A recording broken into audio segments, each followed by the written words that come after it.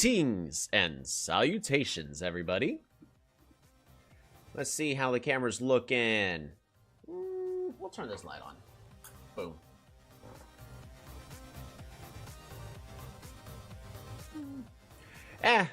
It's fine. It's fine. It's fine. I actually still need to get Polytopia launched. How's everyone doing this morning? I already have a few people already sneaking on in here, and I haven't even gotten my device on to make sure that the stream's still up. That's good to hear, Abdul. Morning, the sun has gone down here. That's true.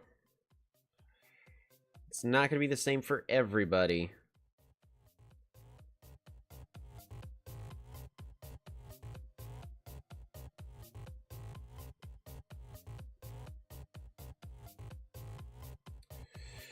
Alrighty.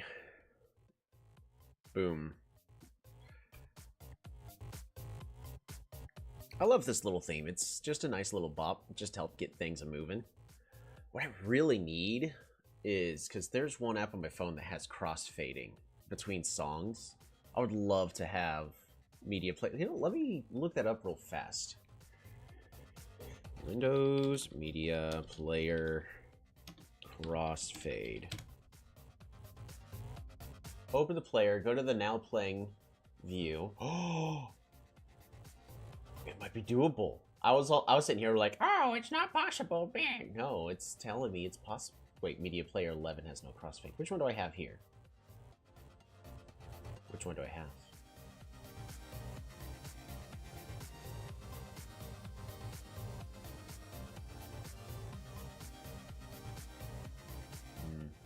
It's probably 11. I can't find the settings, but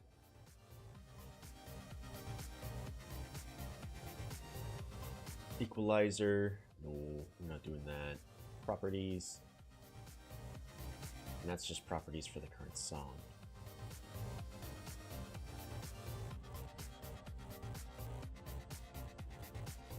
I'm only going to look for a tiny bit longer because I do want to get to the more exciting stuff, the actual Polytopia content. Glad to hear you're doing okay, Sebcraft. Just unwinding? Same. Not trying to drag life into it, but a lot has happened just in the past week. And it's going to continue to be very busy. But we have Polytopia.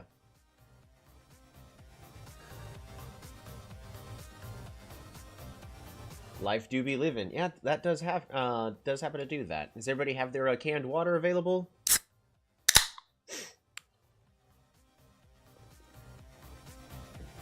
We will be grabbing a water after this one, though.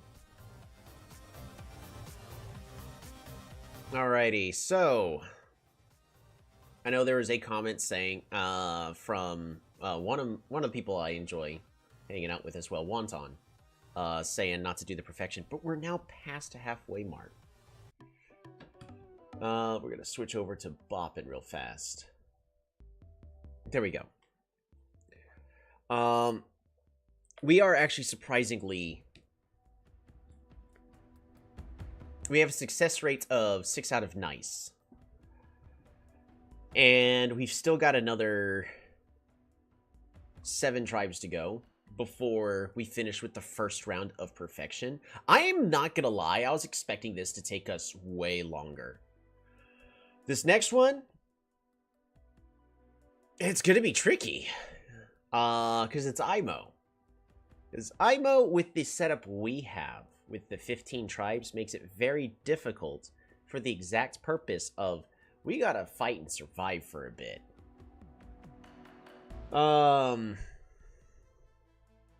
But with the early access to philosophy, if we can get a lot of stars, maybe get a mindbender, or heck, 2 mindbenders, because mindbenders are non-combatant units, which means even if I used them to convert a guy, it doesn't count as attacking, so we're still peaceful.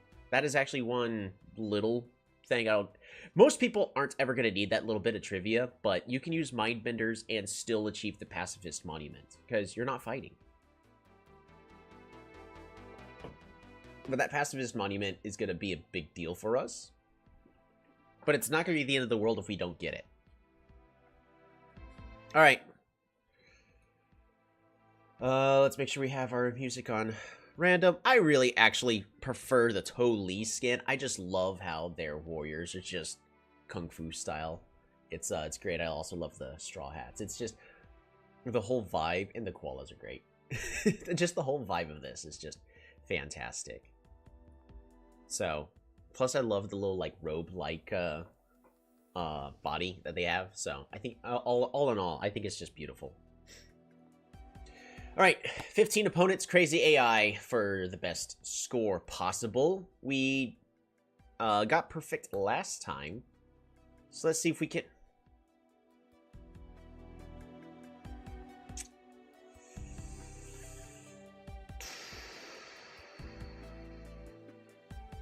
Resources are not bad. Beautiful spawn. I wish we had a less aggressive opponent other than Omaji. But other than that, yeah, this is a beautiful spawn. We still also have the option of picking up climbing here and immediately getting 2 discoveries.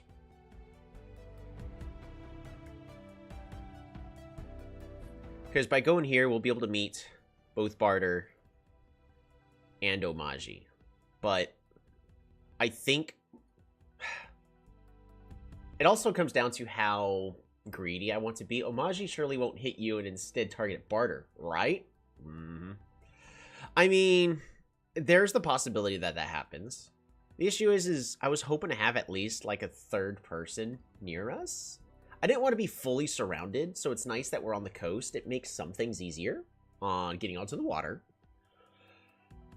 But when it comes to meeting bonuses, it is going to be very tricky. So one play we could do... Heck, I could just pass turn here, but I think that's a little too passive. I think we should try to figure out what is here. There's water here, there's water here. We know there's water here, here, here, and here. But there's land here. And I think that's a 1-tick island, because there's no water here. So we have multiple ways that we could start this. All of these are okay in their own ways. It's just which one's going to lead to getting that perfect score. First thing to always consider is philosophy. If we can get this genius tech, it will make getting everything so much easier, especially those tier 3 techs. The issue is our early game economy is going to suffer because of that. If we pick up climbing, and then we go here, we essentially get 1 star back. Putting us at 6 stars, because we'll get 2 meeting bonuses. But I don't think we'll be getting a single meeting star afterwards. And it does not speed up how quickly we get to find a 3rd player. And that part right there is the hardest thing. Is how do we meet a 3rd plus player? So I don't, even though climbing seems like it's a really cool pick here, it actually would help us quite a bit when it comes to combat. But I don't think climbing is the correct play here. Then after that, we have to decide what we're doing with this warrior. If I'm not going to pick up climbing, go here and meet 2 people, do we put it here? No, we're not going to put that there. That puts us just aggressive against Omaji, and that's it. If we put it here, we can then consider climbing the following turn to go here and try to gamble to find somebody. But the fact that this is our territory and this is Omaji's territory is leading me to believe there might not... I mean, there's probably one opponent here in the corner, but I don't know if we'll be able to find them.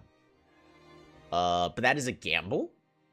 And the last one is to move the warrior... Well, the second to last one is to move the warrior here in full hopes to go here and not feed Omaji free stars, which is not a terrible idea either. Or the last one is the most greediest of all, is we leave our warrior sitting here in place and just pass our turn.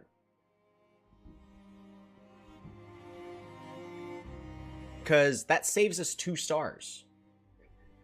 Which, it's not a massive deal.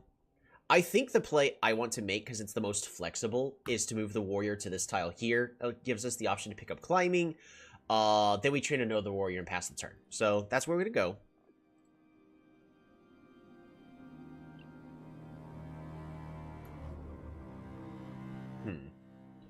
not happy about that.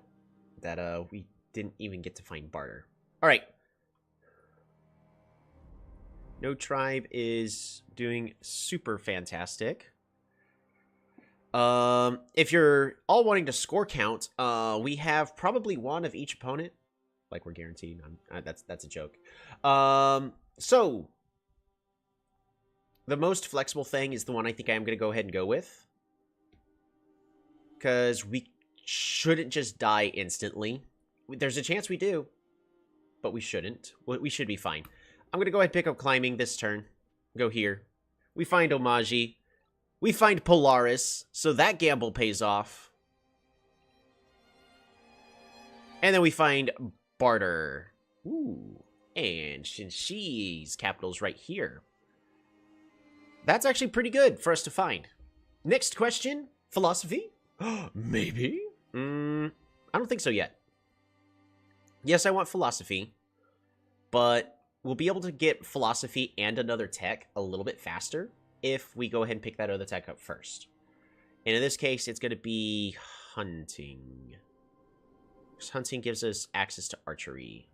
Whereas fishing gives us sailing and all that, but that's expensive. We can't afford any of that yet. So, off we go. We are not going to get an explore.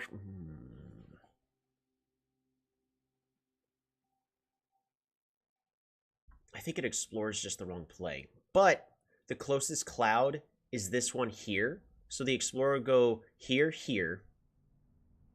And then the next one is here, here, this cloud here. So the explorer is guaranteed to 1, 2, 3, 4, and then either 5, and then start making its way this way. So the question is do we want to gamble to find somebody here in the corner?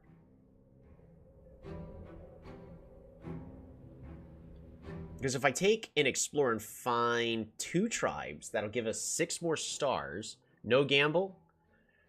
Right. It is probably safer just not to gamble. If we gamble, then we find one other. Actually, no, we're not yet at threat of having our capital sniped. I think you're right. And then the last question is how aggressive do we want to be against Omaji? Because Polaris trained a Mooney, and their other Mooney is right here. So we know there's land at least here. Else they would not have been able to move their unit. If there's water here, and this was ice, and this is ice, then they wouldn't have been able to do that. So this is the continents right here. Let barter start being Omaji first. I think that's correct. The issue is we're antagonizing both of the bots by having our warrior here. So even though we aren't able to see everybody's attitudes, barter is not super happy with us, and they actually hate us more than they hate Omaji at the current moment, because our borders are also touching, so they hate us equally for that reason. So when it comes to AI attitude manipulation, barter is more likely to just attack us than Omaji. But if we move back, we can sort of fix that a little bit. But yeah, this isn't looking good when it comes to. Maybe I should have explored. Oh well, nothing else for us to do. We pass the turn.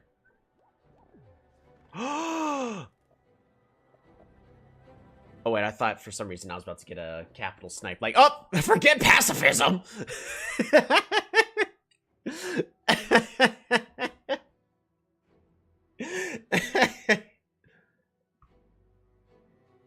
That would have been hilarious. All right, we move back to protect our capital. And I think we just move back again in order to, because, well, I think the better place should have been to go here. Make sure that's nothing super important with work. Okay, we're good. So we're no longer making barter as angry with us. The only thing is it would also improve their attitude if we started attacking Omaji, but we know that we personally don't want to do that. Actually, this is a misplay. I should have moved the warrior probably here. Just in case for some reason this Mooney decides to go here, I'm in trouble.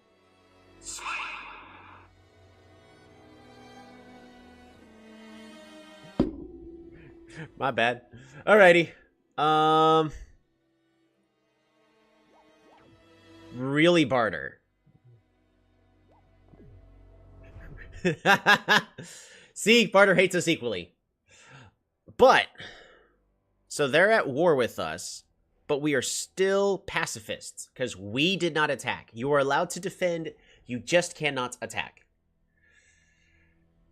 Which means I can pick up philosophy here and start saving money on techs.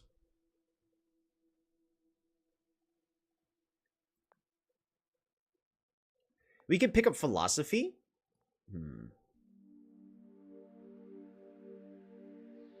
Well, there's no reason to pick up philosophy this turn. We're gonna go ahead. Omaji should like you better now, yeah? Or are Barter and Omaji bros? Well, Omaji should like me better. Because Barter attacked them within the past 3 turns. So Omaji is ticked with Barter, but they don't like us better because we have not attacked Barter. Barter has only attacked us. So Omaji thinks that we are indifferent when it comes to Barter or maybe trying to become friends. And that's also why Barter attacked us, is because we did not attack Omaji. And they're going, well, clearly you're friends, so I'm going to hit you now for some silly reason. But we're still not going to have any troops on this tile in order to avoid antagonizing Barter. What we could do... Actually, I think we are still better off just having our warrior here. It's just a better defensive position. There's no reason to pick up text this turn, so we'll just pass one more turn. Blood for the Blood God.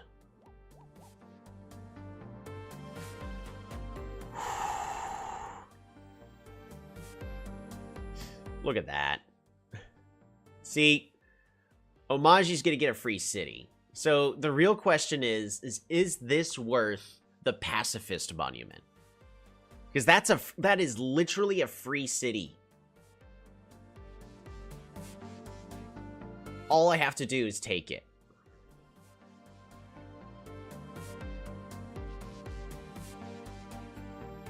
We're gonna pick up philosophy. I honestly think it's worth it too.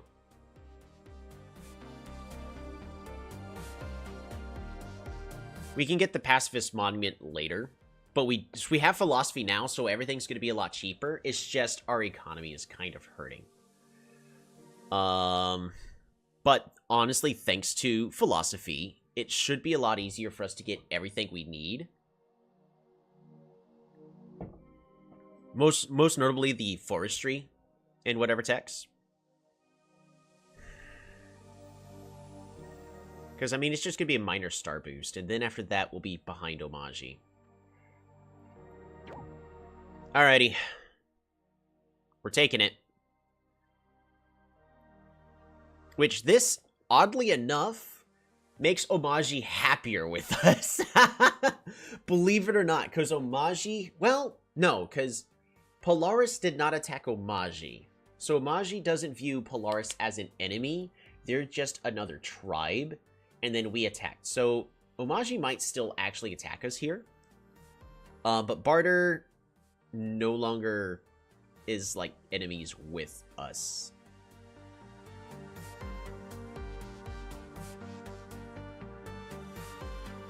We'll be able to level up this city here in just a moment. I think we actually just put our warrior here. And since we're no longer going pacifist, we need to just decide like who we're going to be fighting and whatnot. And train another warrior? Nah, we're going to try to save our stars. Oh, that could have been a capital snipe.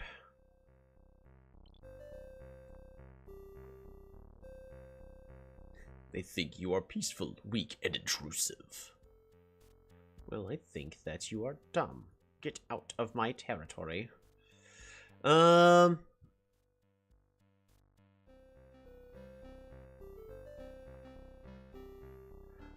they didn't explore you, but that's so mean, Polaris. Oh, well, I guess I technically started it. We could level up the city to level 3.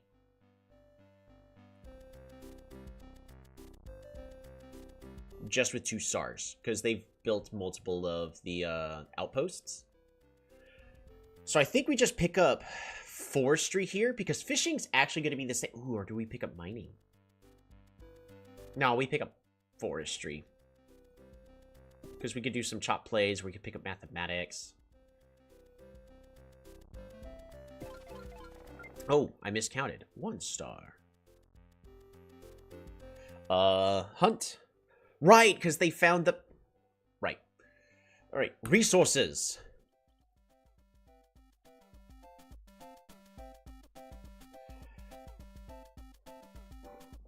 I think at this point I do need to consider what I'm doing with markets. And if we expand the city's borders, we can get a level 2, we can get a level 1. It's not super strong. It's honestly very weak. But we can get we can't actually place a market here. Wow.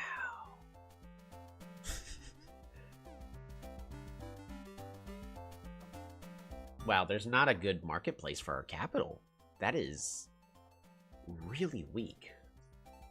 So, I guess I just ignore placing a good market in my capital? Man. That's rough, buddy.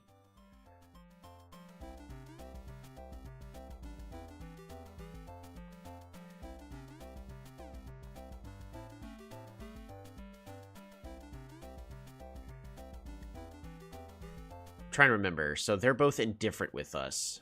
We have to start fighting one or the other. I think if I can get...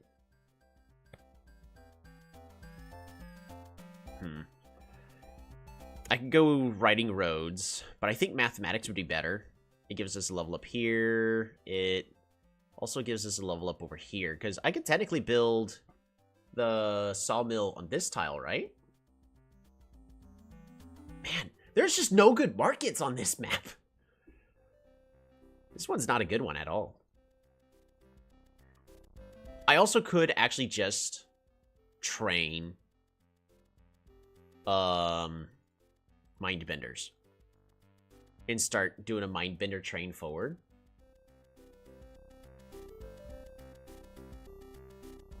We have really bad vision over everything. I think with all the routes we have, I can't pick up a tech this turn, but we could pick up...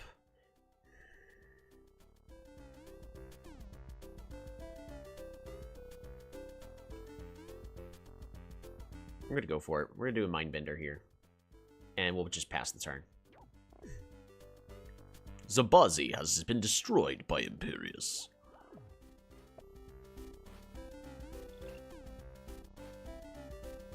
Man. Omaji destroying all that ice makes it where it's difficult for me to get the, monument.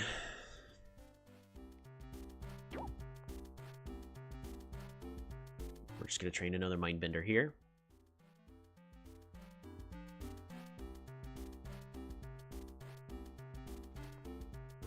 Bop-a-da-bop. Warrior. Try to be as cheap as possible in this instance.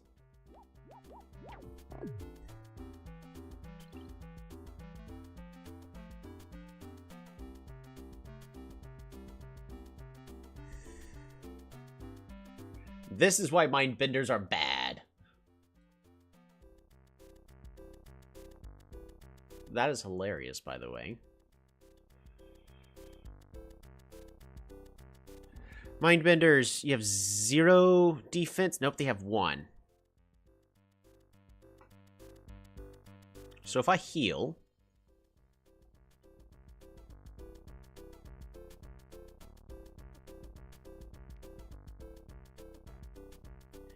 Go here. Move you here. Promote.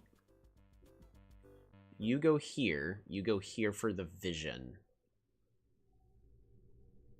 So this is a proper spread of units.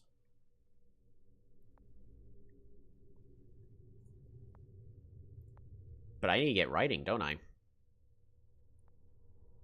Because archery is going to be too slow. So I got to get writing, and then the following turn we get roads. This is turn 7.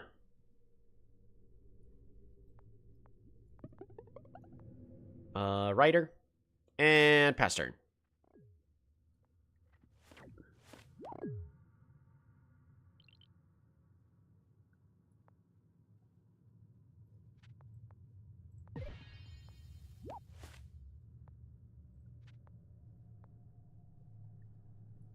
You go there. You go there.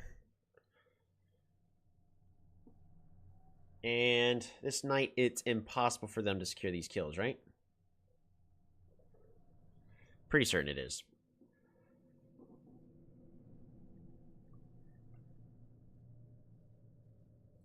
So at this point, we now need to... Because they actually got a defender, which our Mindbenders can take care of. We just need to get them there. That's it. I think what's next is... fishing. But we can't level anything up even if we do, so... At this point, we just pass the turn.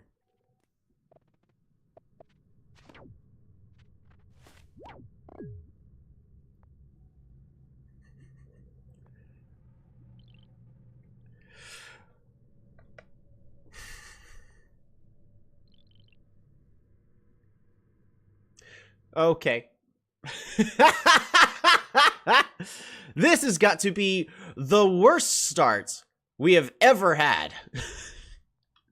Oh, but you've heard of me. Is it possible for us to do a giant push?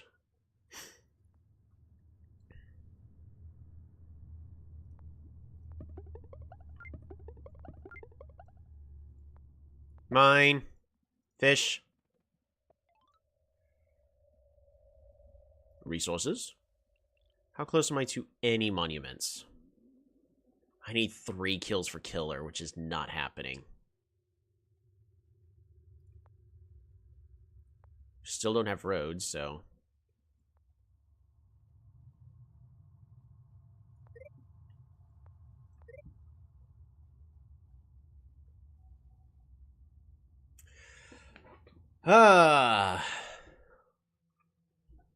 Alrighty. That is a hilarious start. I was not expecting the tuna fish. Well, the shark. I was not expecting the swamp shark from out of nowhere. Because there wasn't a shark there, right? It's they didn't explore. They clearly didn't explore. Oh, man, that's beautiful.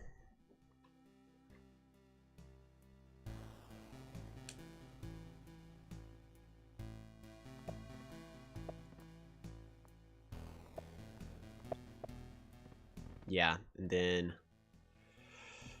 we are short. We're short by 9 stars. Alrighty. Well, that's it for IMO.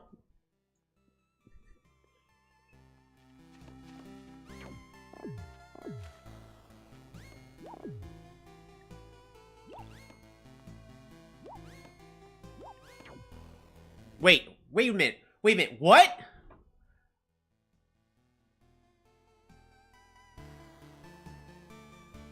I'm done. We'll try again next week. I'm just done. They didn't capture. I'm done. we're going on to a random match. We're going on to a random match. I'm done with that one where it did not happen. The AI, because literally, notice we had 9 stars. They went, oh, you needed 9 stars? Here you go. I am not playing a pity game. I don't want it. I don't want it. The game's over. I don't want it. There's no resign button. Where is it? Where's the resign button? There's no resign button. I don't want it.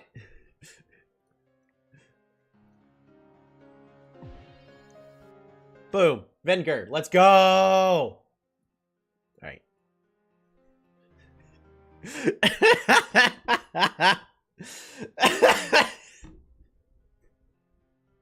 There. So, and I started the other game, so literally I can't go back and do resume. I don't want it. I don't want anything to do with that other game anymore. It doesn't exist. There's no proof that game ever existed. We're trying to get next week. Okay. Small Lakes. Stellar Otter. IMO. I don't know if y'all know what this tribe is. It is an interesting tribe. Never mind, Stellar Otter does not want to play. I wanted to play Stellar Otter, though. Stellar Otter sounded like a cool person. It sounded quite stellar. Justini Linguini. The guy's uploading way too many videos often, making me have to stay up at 11 o'clock at night when I clearly have work in the morning. How's it going, bud?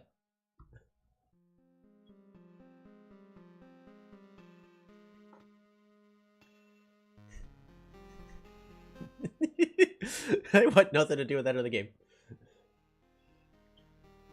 Oh, man. That's... I don't think we were getting it perfect on that one anyways. Just there was no place for good markets. Like, all of our markets would have been, if I placed one, like, maybe a 3. So it's just, that game hurt. That game hurt a lot.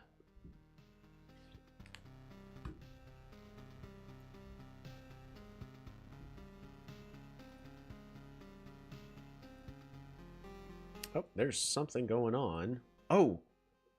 Oh, is the bullets finally going on? Oh, I'm conflicting with the grand finals for the bullet. Should we start streaming that? It doesn't allow friend requests. Well, that's not very nice. Holy koalas, Batman. Alrighty, IMO. You're allowed to fight, you're just not allowed to attack. For the first 5 turns. Unless you want to be behind for almost the rest of the game. They're always very interesting. Polytopia is about making enemies, not friends, right? Oh no, it's all about making friends. You're just not allowed to keep them. No friends allowed. Ooh, boy. I should have looked at their points. 835. That's somebody that's already picked up a tech on turn 1, right? What's the skill level of the person we're playing against? 8,000? Fascinating. Oh, it's Simanti. I see now. I don't think we pick up philosophy, do we? This is a bad village for us to be taking. The issue is we know we're about to be fighting very early on. It's not about the friends, but about the villages you convert along the way. We'll go ahead and pass our turn here.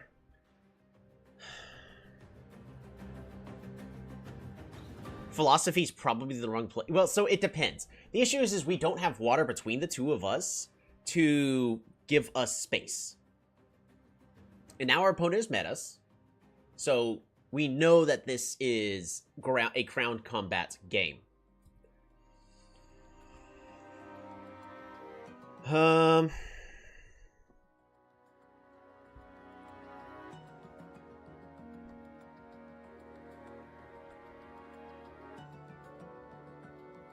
So we could pick up animals and explore, because we're going to capture.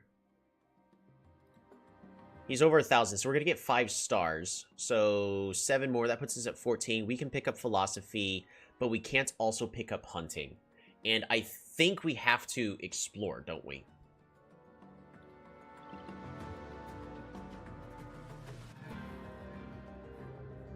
I really need that philosophy, though. Tell you what, we can still pick up philosophy. We'll go ahead and capture. And I can grab a warrior. We have to pick up a warrior here in the back. Wrong. Pick up a rider.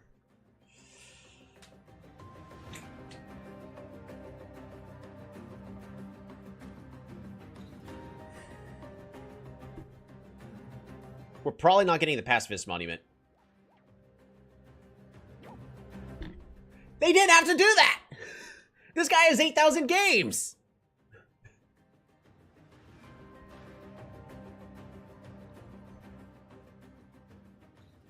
I should not have picked up the rider. I should have just waited, gotten the hunting. Ah, man, I probably threw this game by doing that. Do I go pick up a lighthouse as quickly as possible in order to get a free star? It's going to take 3 turns. Might be worth it.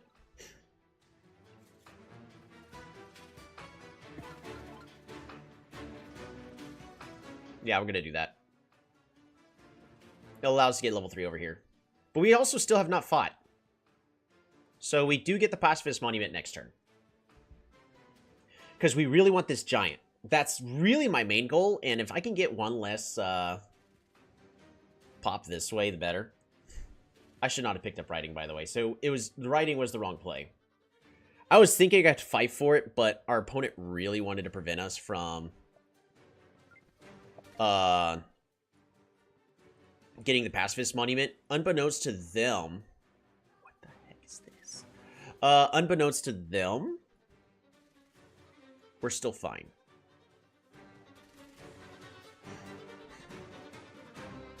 I can pick up a rider, right?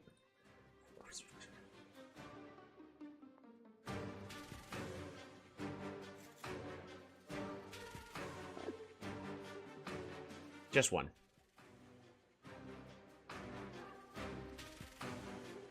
This village here is so bad, but we need it just for units.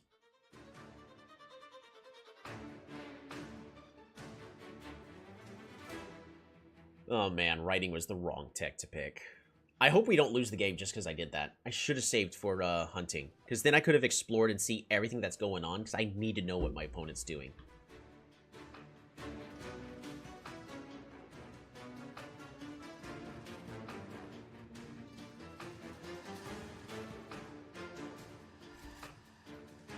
They explored? Yep, they did. Which is the correct thing to do. But the one thing that's going to baffle me is we're going to lose this guy. Because he's playing Cymanti when he doesn't know how to properly do combat. And we saw proof of that. Oh, man, I'm so salty. Alright, resources. Beautiful. Hunt. Hunt. Explore. We have to get this vision.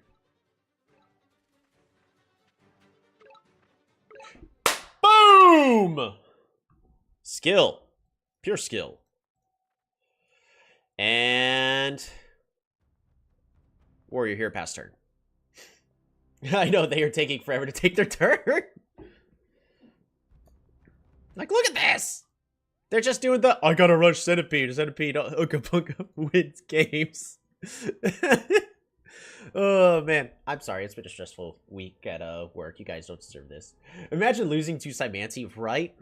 Their tribe is absolutely bugged too. Just Mindbenders as a Centipede deterrent sounds funny. You're not gonna. You ain't wrong.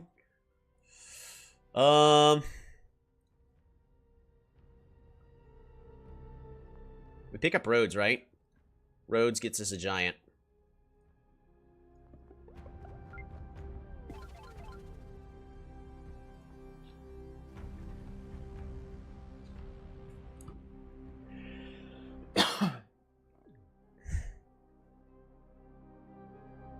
They just let us get this village for free.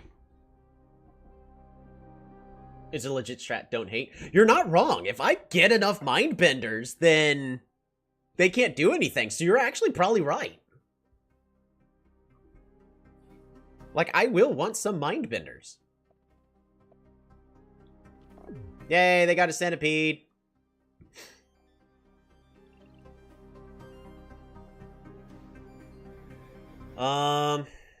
Do we go ruin searching? Probably.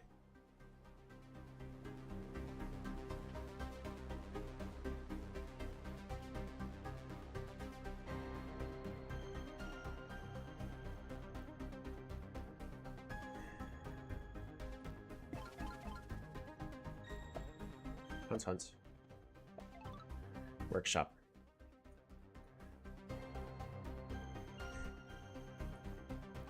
Mindbender. Pester. Mindbender spam versus Cymanti. I'm actually thinking that's going to work. Back it up with proper riders and warriors. Heck, defenders.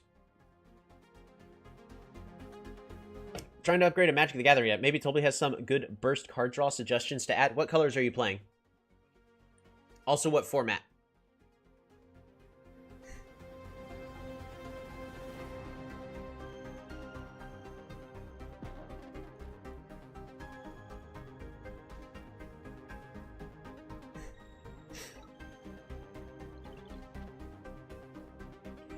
Ancestral Recall, a 5-color commander deck.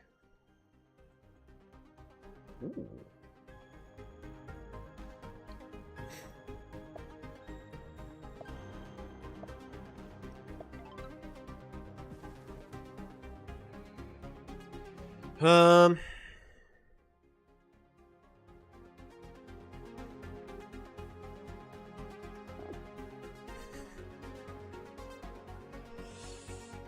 Five-color card draw. I mean, Tezzeret's Gambit is not a burst, but that's always a pretty reliable one. But you're wanting something that's going to draw you like 7 cards. So those the wheel cards, essentially like Magus of the Wheel.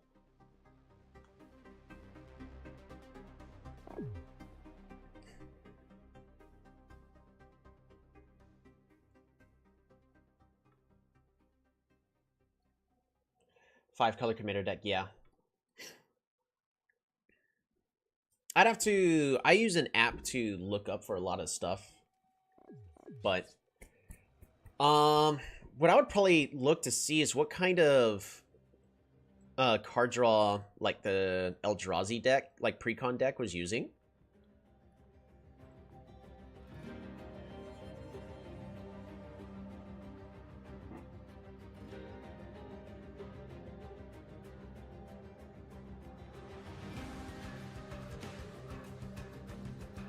EDH, always worst ejections.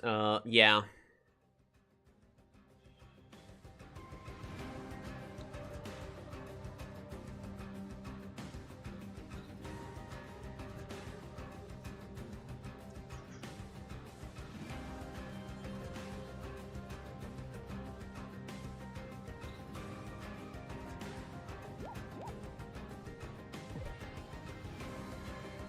I'm gonna move you here.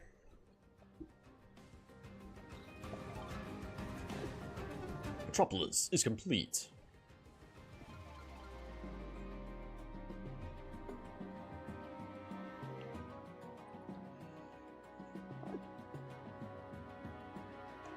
Alright, pass turn. For now. Just because I'm now thinking about... Y'all are making me think about Magic the Gathering while I'm live streaming, while playing a game of Polytopia.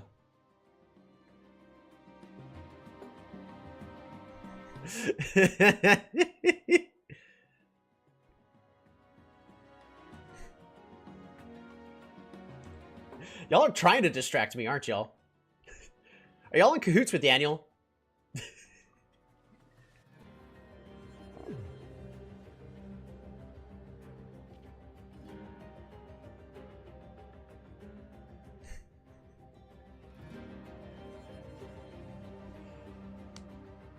We've got a very strong start, by the way. Despite losing this city, like, our opponent started off very weak. If I can pick up this city, or if I get this city back, that's also the Grand Bazaar, and that's more giants. But we're gonna... Giants, Mindbenders, Riders. This is a very solid beginning of this game.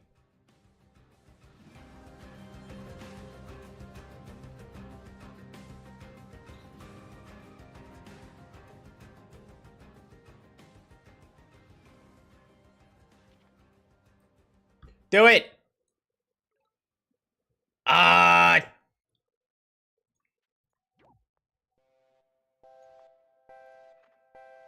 Okay.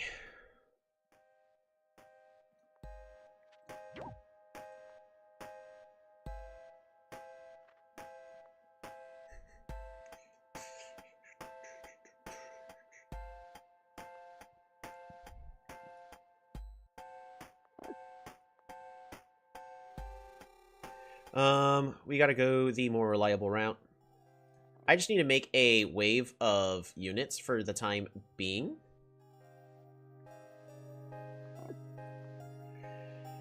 And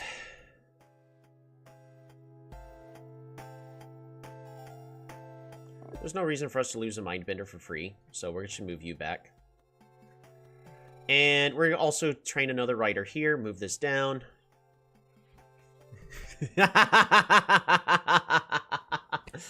Oh, boy. Apparently we need climbing. I think next turn we actually just pick up organization.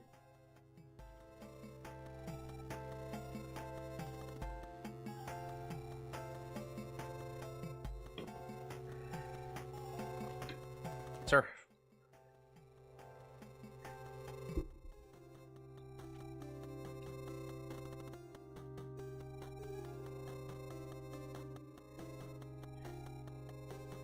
See, I also make really wacky decks. If y'all want at some point, I can, like, share my really wacky commander decks I make. Fabled Realm! How's it going? It's good to see ya. Welcome to the stream. That's a new name. Oh, yeah. Well, the Blitz tournament's happening here. We can Polytopia in the Polytube.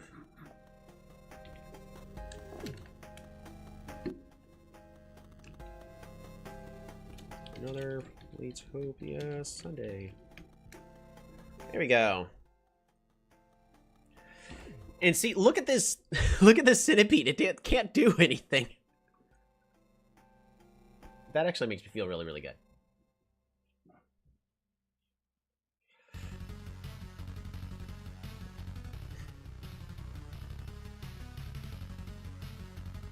We should totally do a commander night, possibly.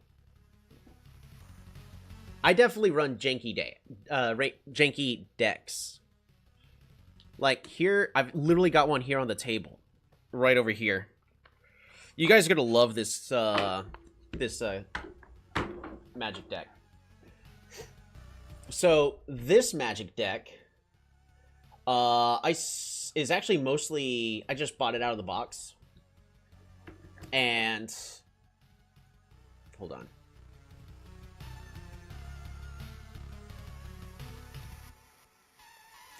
We're definitely picking up climbing. It's better to have this position, but also... Ooh, ruins. A fortuitous event. Now the true test. Hold fast or expire.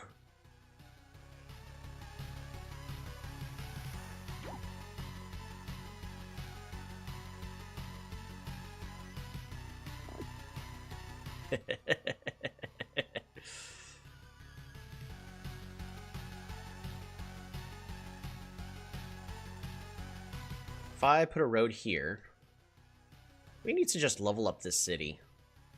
Do I have forestry? No, I don't. I just need to level up a city. I'm going to actually save it for one more time. Yeah, I'm going to do what I should not do and just be greedy. We're going to road here. But we're also going to start wrapping our units around to the back. That's actually perfect. All right, so we have given our opponent a lot of ultimatums. We have 5 Mindbenders. They cannot deal with all of them. Why? Because they're not training units. They have 2 Centipedes. They can kill a Mindbender with a Centipede, or they can start moving on backwards. They can contest this village here, which then all of our things will swarm around and kill the Centipede. They can... Only way they can unsiege this is with their Centipede, but if they choose to do so... Okay. So they have made their choice.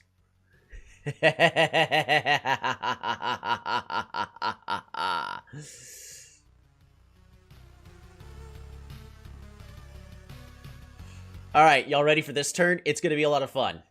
Because I saved the Park of Fortune here. Probably shouldn't have. But I saved the Park of Fortune here specifically so we can get a Giants on this city. And presume to attempt to win the game. 8,000 games.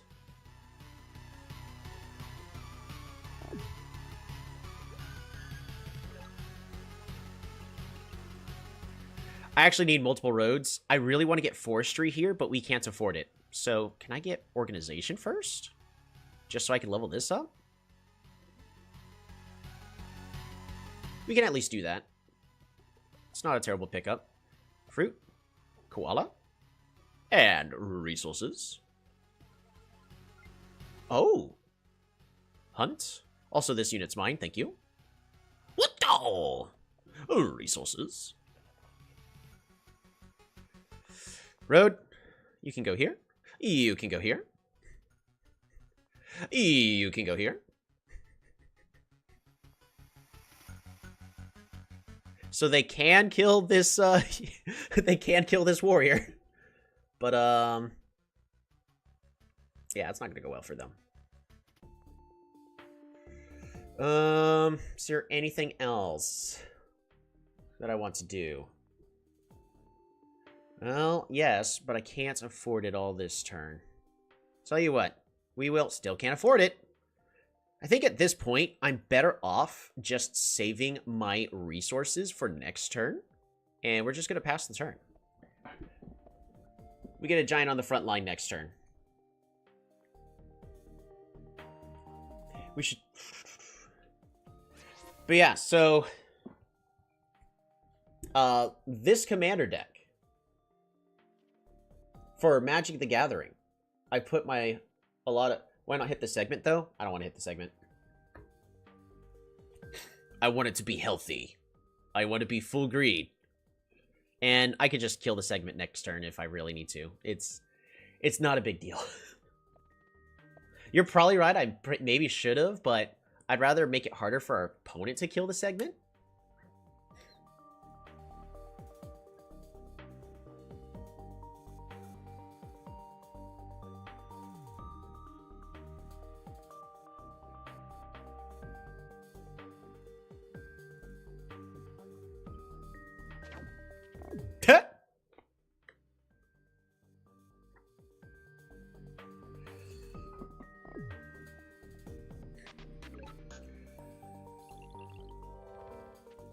That's another monument. The Eye of God. So I don't even have to spend all the time making roads. We just get to go like so. Eye of God. Park of Fortune. Super unit.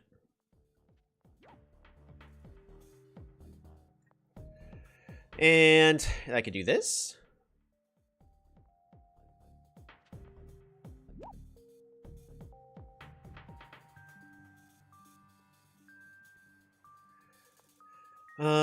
What else do I want to do? I'm just going to start improving my economy, else I risk falling behind for no good reason. But let's just do everything in my power to boost the economy even further. Road.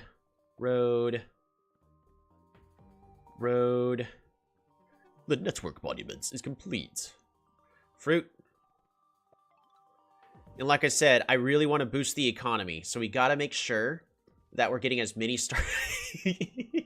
We're not losing this game at this point, though, so it's fine.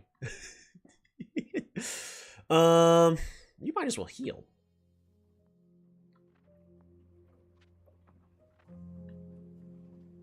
And pass turn. You're the goat, mate. The goat. Don't ignore me. Maybe. Oh. Oh no! They killed my mind bender.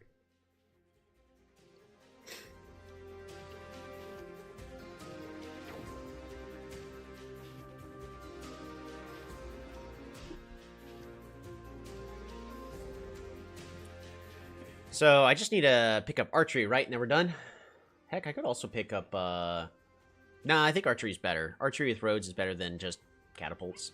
At least with this instance. If I could get, like, a catapult hiding here in the corner, maybe? I could, actually, still.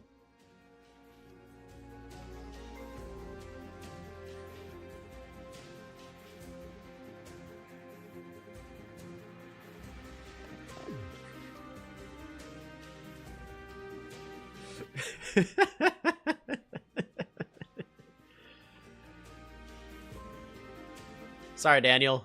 Rough game, buddy. But, this one's over. Alrighty. There we go. Good game, Daniel. That's why, even if you lose your first city, you don't give up. Especially since we know we're playing against Cymancy. Wow. This was rough for them. Man, okay, so the conversation went all over the place in that last game. Go ahead and copy this one. See? Look, we redeemed IMO. IMO redeemed. No water included. That was basically dry lands, right? IMO on top tier on dry lands confirmed. Alright. Today's replays. Ignore the IMO perfection. It does not exist. See, I had that in the notes for today's replays, which means it's true. Totally versus Cymancy Small Lakes. Sorry, what didn't exist? Exactly. The IMO game from this morning, that there's no proof. No one will be able to have it. There's no evidence of it anywhere. I don't want it repeated on Reddit or anything like that. Nothing. It doesn't exist.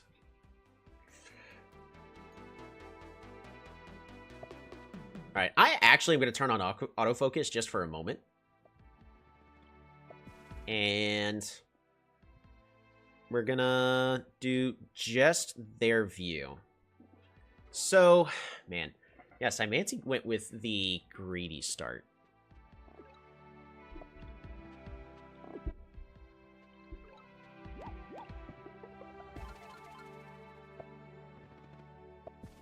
Fascinating.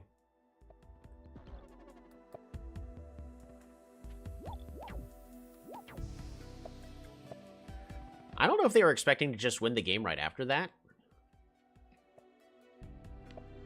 Man, that is really expensive for them to get their first centipede. Another Explore. Wow. Had they leveraged Hexapods more, they may have had a chance. Yeah, possibly. But our opponent was very shy on units because they, oddly enough, over-explored. Hey, but that exploration is what gets them their centipede, so fair enough. So right over here, what our opponent should do is get the... No, don't move it away! Get your centipede, boost it. Better yet, get the Hexpod, get the centipede, boost both. Okay. I think our opponent's just learning Cymancy. We'll give him a break on that. But, yeah, this one was definitely a rough game for them. Because once they let me just do everything I did, they, believe it or not, they just weren't aggressive enough. Oh, well.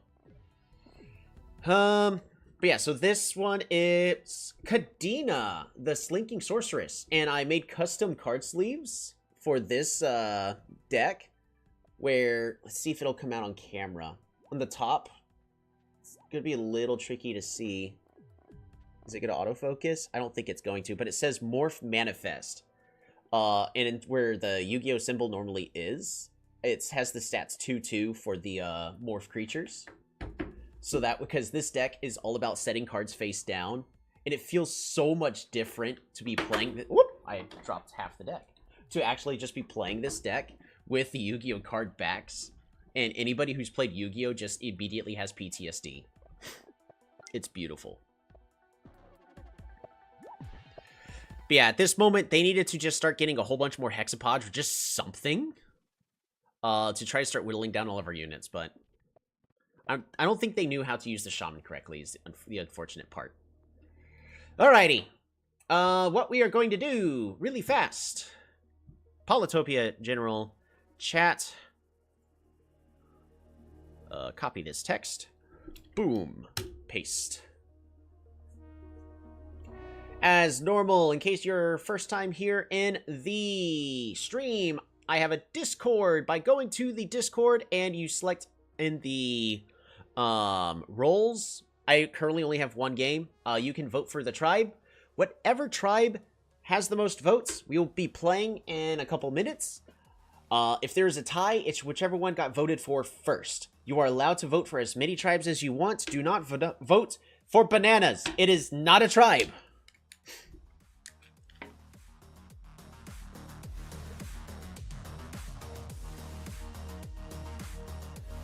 Bananas are not a tribe. Stop voting for the bananas. We actually currently have Venger. Why is there an egg in it? Chilito, we're gonna have to talk about this. Well, now I have to vote for bananas. I wanted to vote for... Put a crying emoji on that. Not laughing. That's just inconsiderate. Where's the crying? There you go. There's the crying. Vote egg. Must egg. Well, which one would be egg? Would it just be Illyrion?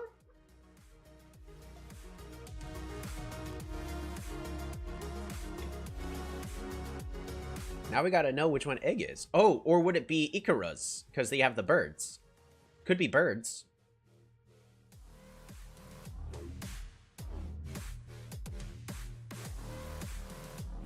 Let's see.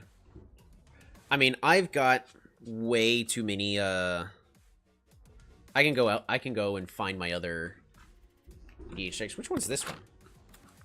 Oh, the Grand Calculatron. So this card's technically not legal to use, but it's all about making people program their hands and play with their hands face up on the table. But they can only play their cards in a single order, so they have to decide how they're going to program their hands. It annoys everybody, and despite the deck being not aggressive at all, everyone kills it just because it's annoying to play against. Let's see, what else we got? We got this one. This is Xanathar, the Guild Kingpin. It's all about playing whatever cards you have in your deck. I'm going to play it better than you, and I'm just going to take all your cards. And people get upset about certain cards being played. They're like, yeah, that card destroyed my entire board. Man, that was bogus. They're like, it's your card! Why are you mad? If you're upset that that card is doing that thing, then don't have it in your deck. But it's, yeah, I play a whole bunch of janky decks. I've got a Roller Coaster Tycoon deck. That's all about building a massive theme park. The unfortunate thing is I can't make the rides explode and kill everybody. Ninjas need some love. They could use a little love, but ninjas are pretty good. Alrighty. We are going to be going with...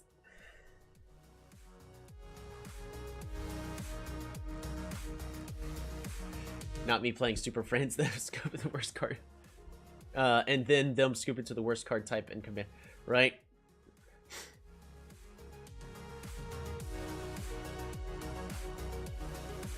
Used to love me some Roller Coaster Tycoon, yeah. I kind of like the 3D Roller Coaster Tycoon 3. It's okay.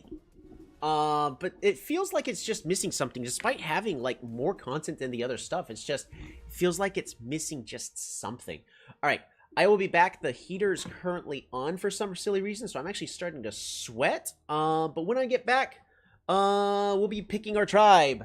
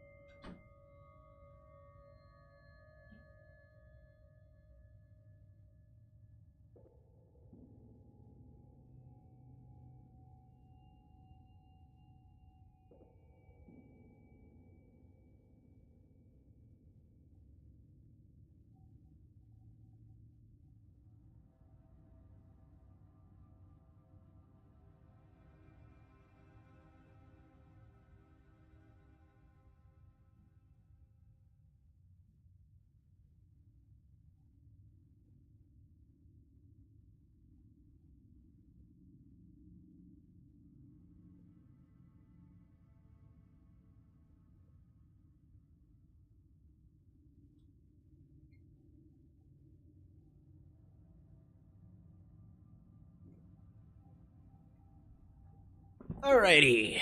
And then I stood up and had to go to the restroom. I hate that problem. Alright, we're going to be playing Venger. I found it really hard to get into EDH since my favorite archetype is aggro. There are still ways you could play aggressive EDH decks. It all depends on your commander. I would look into, like, it depends on what kind of aggro you like to play.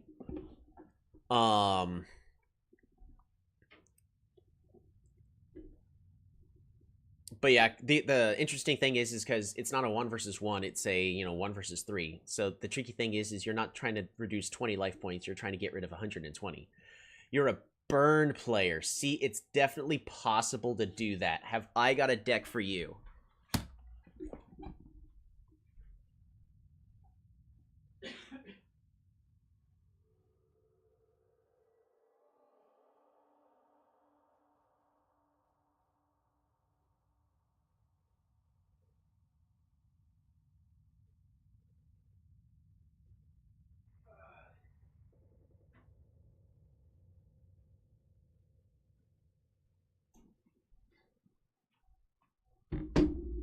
Alrighty. Winota is a good commander for aggro. Alright, well, so this is, if you want to win by burn, let's say you're actually wanting to win by burn, not aggro, because you're not going to deal 120 damage really, really fast consistently, unless you try to build a storm deck, which is possible. But the one I am going to be showing you is Roxanne. Right over here. Roxanne, Starfall Savant. Yeah, this camera does not autofocus, so my bad.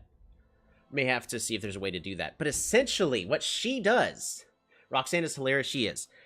Whenever she enters the battlefield or attacks, create a tapped, colorless artifact token named Meteorite. When Meteorite enters the battlefield, it deals 2 damage to any target, and then it taps to add 1 mana of any color. It's the exact same thing as the 5 mana cost Meteorite artifact. But also, whenever you tap mana with using a token, it adds 1 more of any type. So fantastic. You could do 2 damage. So what's so exciting about that?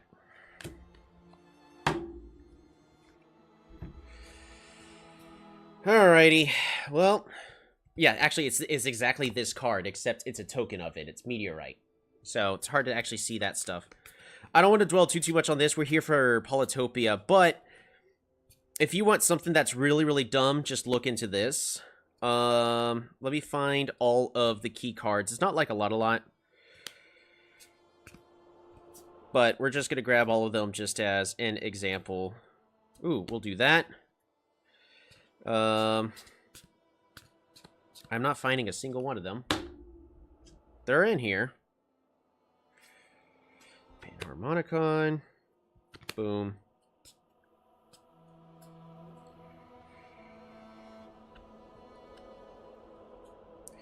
Almost got it. This is definitely a Meteorite type. This is definitely a Meteorite deck. This is not a Roxanne deck. This is a Meteorite deck. Specifically with cards to create copies of tokens that I control. Or to create as many Meteorites as possible. Because that's the entire theme of this deck is Meteorites. That's it. That's all I want to do is Meteorites. I even have the really bad Meteorite cards in this deck just because it's Meteorites. Because I am a meme player. So, for instance, if we have... we're just going to go to just me, I guess, for a moment. This card right over here. Filters. Edit filters. We're going to go ahead and just hide that for a moment. Alrighty. So, let's just do a little bit. It's hard to see. A Psycho's Chariot. Basically, whenever this is a vehicle, whenever it attacks, create a copy of a target token I control. Fantastic, so I can make more Meteorites. What else can do that? Well, here's just a perfect example of something that can normally happen in the game. Here's a 1-card interaction. It's another legendary creature. Ortheon, Hero of Lava Brink. I could tap him in a lot of mana to create a copy of another target creature I control. So if I copy Roxanne, I can either copy her once or copy her 5 times, meaning I get either 1 or 5 more Meteorites. That's fantastic. And that's a tap ability that I can do every single turn without having to attack. Just a lot of mana. Guess what? Meteorites give mana, so that's perfectly fine. But... Oh, and Mr. Cheesecake's getting there. Second Harvest Doubling Season, that sounds fun. Yeah, so, spoiler alert. So, Doubling Season, right here, is the exact card Blueberry Cheesecake is just now talking about. This is a very expensive card right here, so don't feel like, I mean, if you can, I would proxy this, and if you really like the deck, then consider getting it. Because, I mean, right now the card's like $25 right now, because it just got reprint, but this was around like $60 when I got it out of a booster pack, so I didn't pay $60 for this. But whenever you create a token, create twice as many of those tokens. So I'm not doing 4 damage every meteorite. I'm doing... I'm not doing 2, I'm doing 4. But wait, there's more. Fiery Emancipation. Whenever a source that I control would deal damage to a permanent player, it deals triple that damage. So, not 2, not 4, but 12 damage for 1 trigger. But wait, there's more. Panharmonicon. Panharmonicon is, if an artifact or creature entering the battlefield causes a triggered ability of a permanent you control to trigger, it triggers an additional time. So if I summon Roxanne, I create twice as many meteorites. So that means I'm now not doing 2, not 4, not 12, I'm doing 24 damage. But wait, there's more. There's this card called Panharmonicon. Whenever an artifact or creature entering the battlefield causes a triggered ability to enter, I'll get back to that call in a moment. It triggers a different time. Meteorite enters the battlefield, causing it to trigger. So it happens twice as much. That is 48 damage just by summoning my commander. Alright, we will be right back. Here in just a moment. I got a call for work, and then after that we're playing some Venger.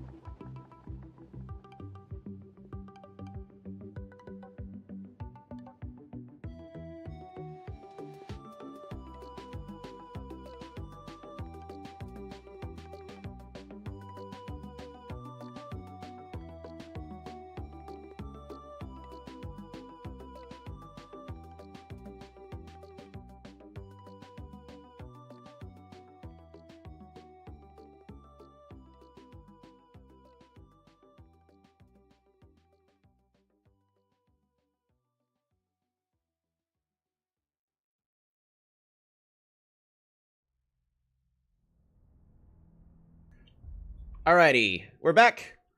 And then, of course, it was last mention of Second Harvest, which is a win condition. Create a copy of each token you control. So just meteorites, and you destroy everybody with that. On another note, I've been trying to make Mono Red burn. I gotta put this deck away now. But let's get to Venger. And it's gonna be Venger, not the Cultists. Mono Red burn works tirelessly, but Boros Energy is such a difficult matchup since they and so much like it, right? I mean, that's also the beauty of Magic, is the rock, paper, scissors, and all the colors are balanced in a way of each of them has their strengths and weaknesses. But yeah. However, to answer your question of what's good, 5-color thing to do that, I'd have to do some research. But you want something, you're going to want something that's going to give you consistent card draw. So Ristic Study is an expensive one, but I always recommend looking for cheaper stuff, because it is a hobby unless you turn it into your job where you're actually making money off of it, you know, just be careful how much money you invest into it. I'm saying as I've dumped probably thousands of dollars into the game. Alrighty. Random match. Lake, small, accept, Venger.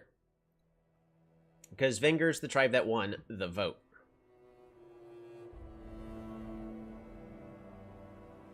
Boom.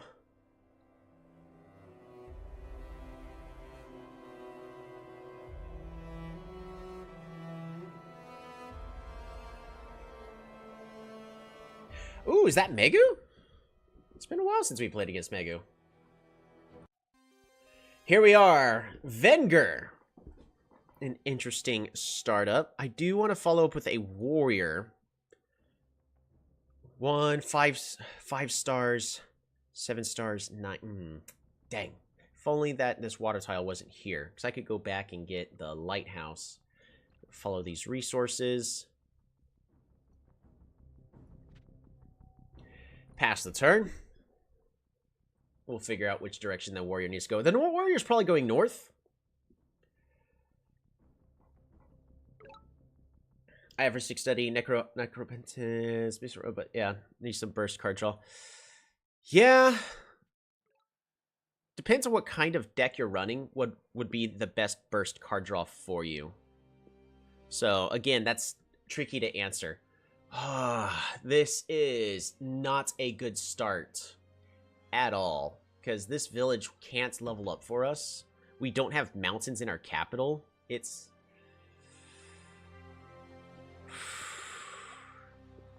I mean, we still have to take everything, right? Rip and tear. Alright, this is mine. And pass turn.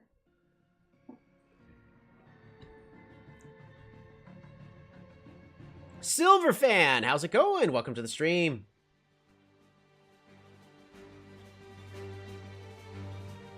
Whoops.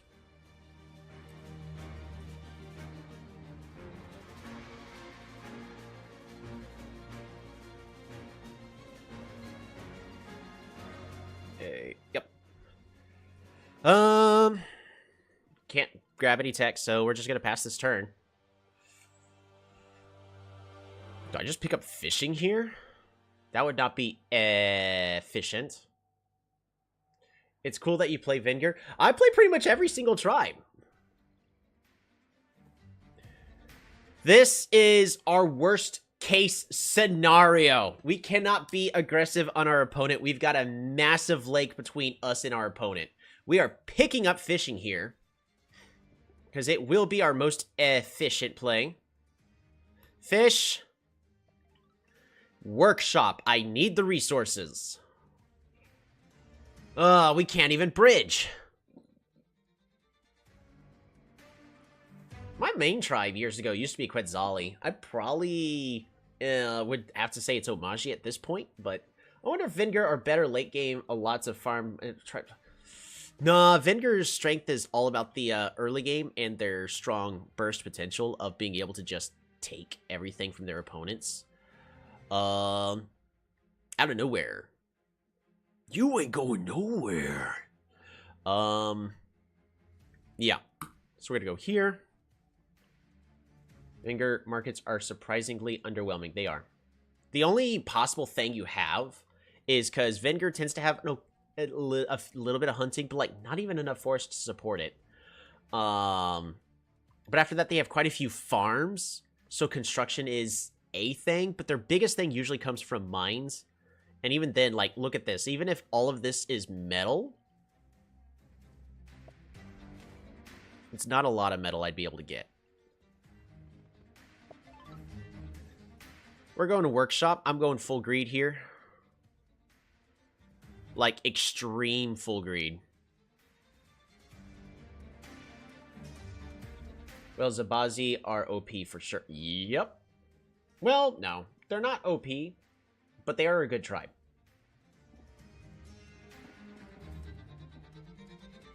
It's also nice whenever they have the start to be able to just pick up construction, since that's a tech that doesn't get used in quite a few games. I'm also not doing a good job keeping track of my opponent's score, so... We are playing blind, by the way. Notice I haven't done a single explore. I will fully acknowledge that. 1, 2, 3, 4, 5. I think we're just going to go ahead and port here. Resources.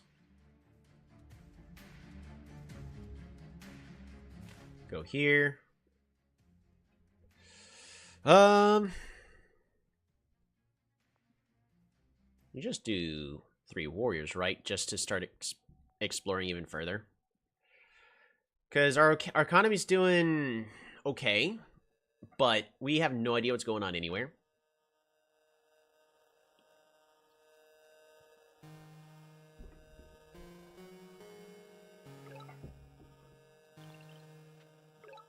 Ooh!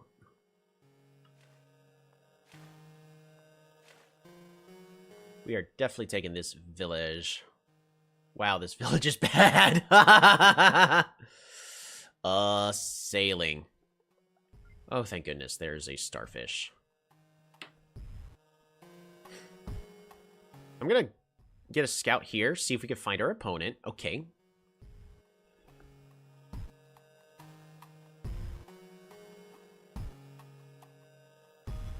If I go all the way here, we will be able to find this opponent's village and get vision of them. This reminds me of how my Vanguard Polyseum went, right? I mean, at this point, I'm just trying to go full economy. But even then, like, we are really hurting on resources. Really bad. I don't even have a great starfish here to pick up.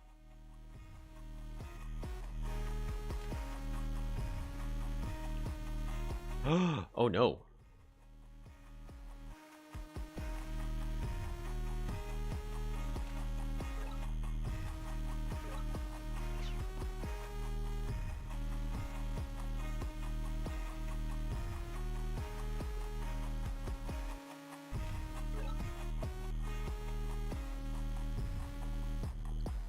I have to pick up climbing.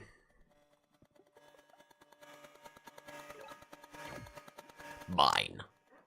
This city will be mine.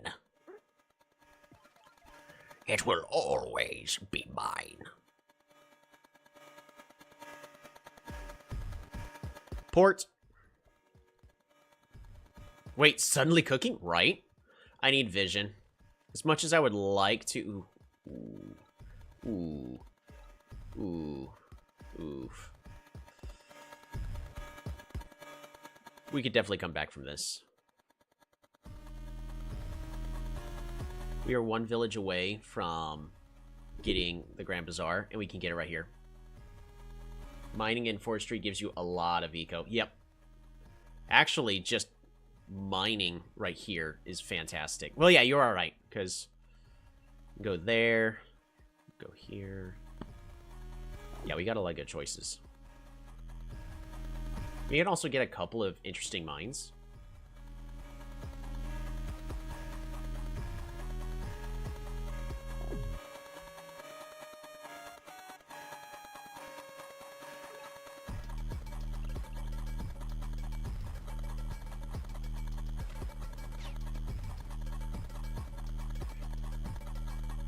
In the past, I've seen these good Hoodricks go mass level 3 cities, right?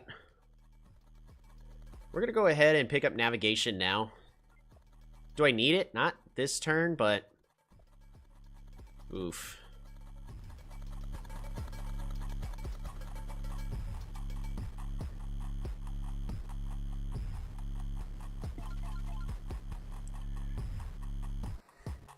One, two... Please go east. Don't go south. No! This is the point where you enter in that meme, "We'll be right back."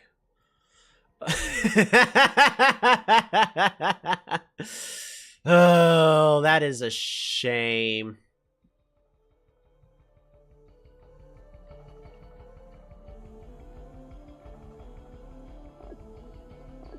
Warrior pass turn.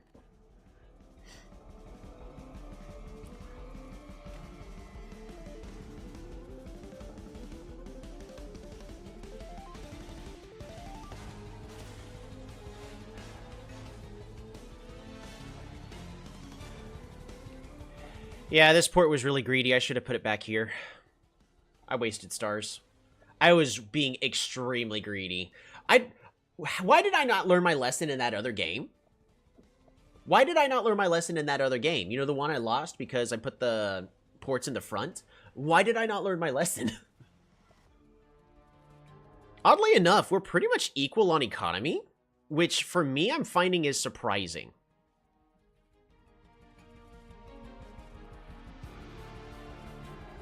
We need to move this raft back over to here, so that way this is not an explore.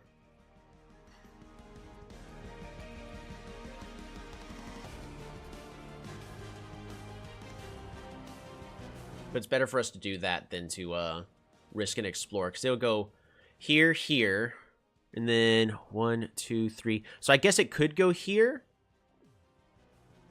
but there's no way we're finding this lighthouse like that, unfortunately.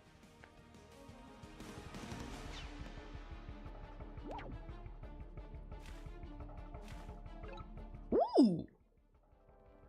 Ramming!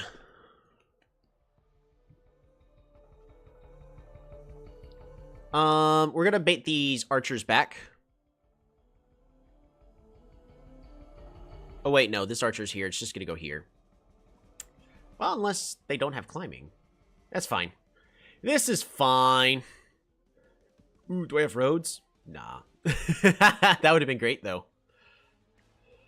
Let us learn our lesson. We're gonna put our port here. Population growth. Fishing. Resources. We need to pick up a Schwarzman here, don't we?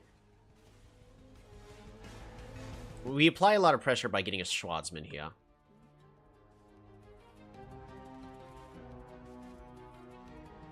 Forestry is a giant. We can get a giant next turn. And then we can follow with math.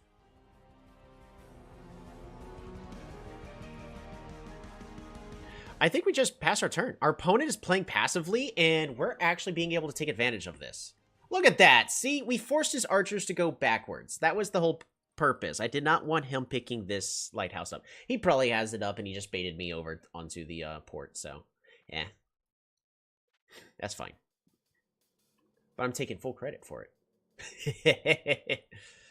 We're going to use this warrior to go to this ruin, because that warrior's kind of doing its own thing already. Either that, or we have this warrior also become useless. So we'll get this ruin in 3 turns. We're going to pick up this village first.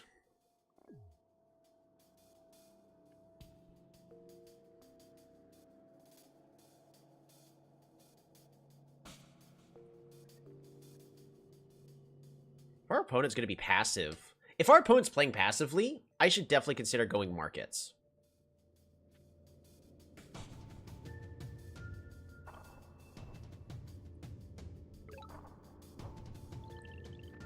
And right now, that's what's happening, is our opponent's playing passively.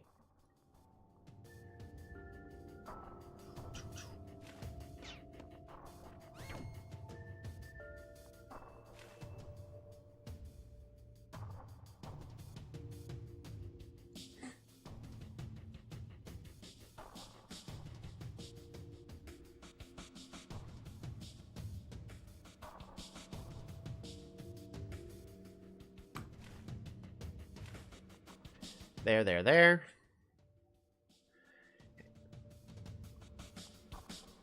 I said I wanted my giant, so lumber halts. Super units. Or I could continue to improve my economy. Nah. We ain't doing that. We are going completely for the best market we can. Resources.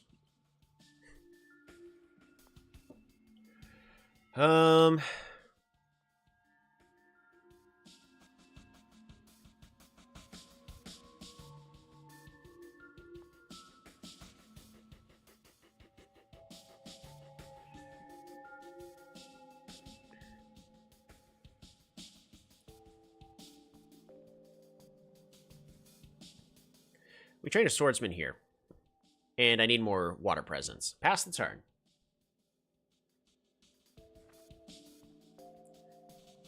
I think this game's over.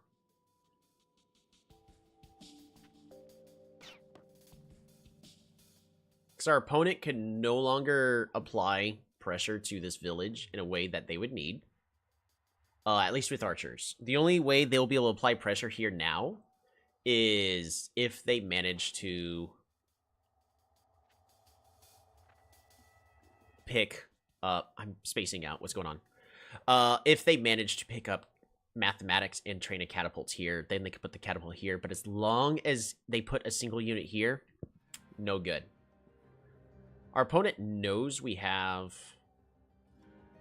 navigation. I'm going to assume, because they moved all their units out in a kind of weird way, not gonna lie.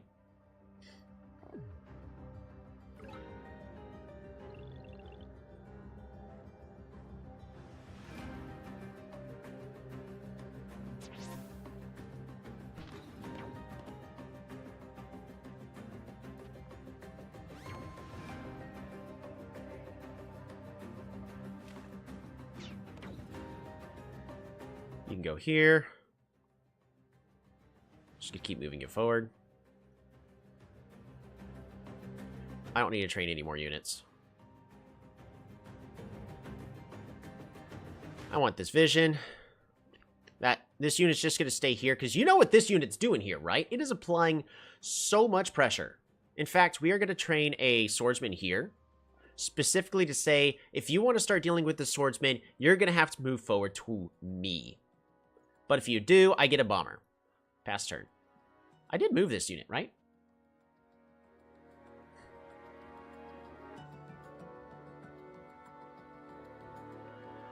Markets against Hudrick is wild, especially as Venger. Yeah.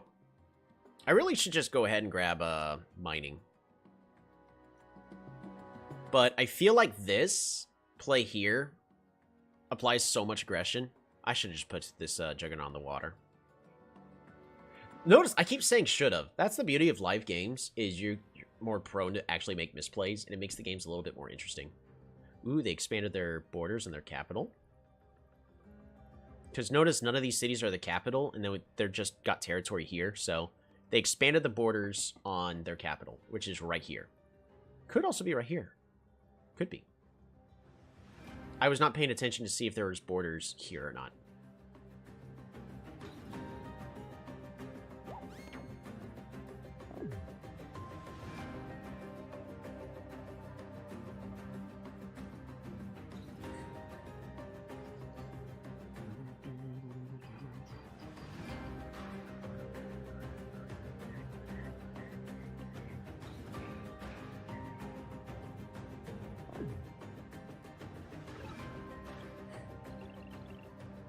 How much damage is?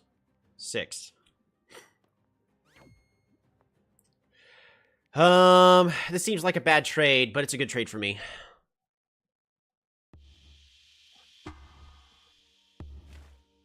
It is a really good trade for me.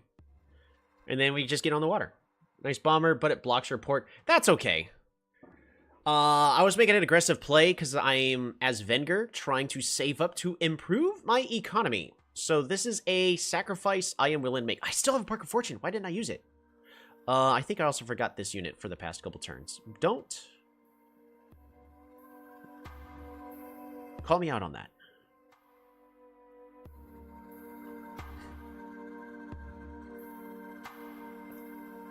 Mining. Park of Fortune. Let's do it. Resources. I guess I gotta put a Park of Fortune here just to level that up. Mine. Forge. Do I border growth? I don't think so. I think we just population growth. And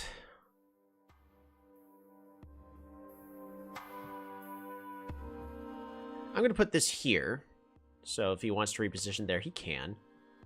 Because this isn't about us trying to be aggressive. Like, yes, we are threatening to capture this. But our opponent needs 3 units, which he chose to kill the bomber instead in order to unsiege. And their cities all the way over here or here. So Unless they have a unit already just close. Okay, they did. You got on the water first. That is huge. Absolutely.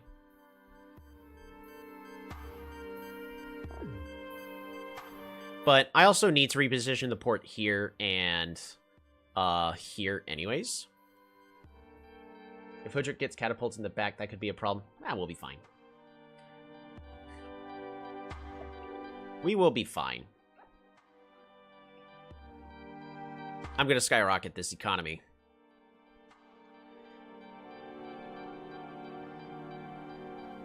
So what the plan is for our next couple turns is we're going to get a couple of giants in both these cities. And then we're just going to throw the giants onto the front for a turn. Our opponent's going to attack, whittle them down. We're going to bring the giants back. Because the purpose is we're going to try to force our opponent to invest all of their resources into a military. But with proper bomber placement, that won't matter in a little bit anyways.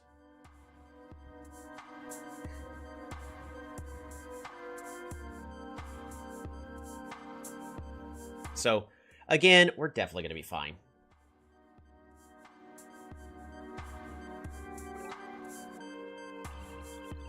Port.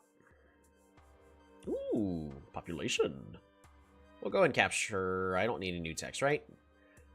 Not the exact moment, we do not. I could make a massive gamble, do an explore, but it's too far from these clouds. So if it wanders one space this away, then it'll navigate its way over to the clouds. But if it goes anywhere on these, then I don't get the lighthouse. That's the only way I get the Eye of God. We're going to go ahead and mine. Super unit. You go here. Forge. Clear forest. Mine. And population growth. Super unit.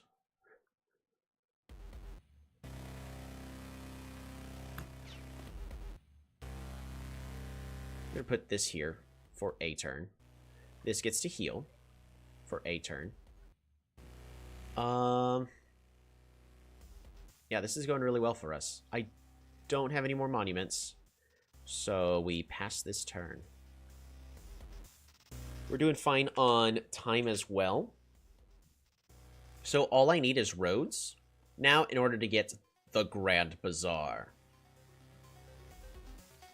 They're trying to get back onto the water, and this is our most important thing, is as long as we keep the opponent off the water, we're fine.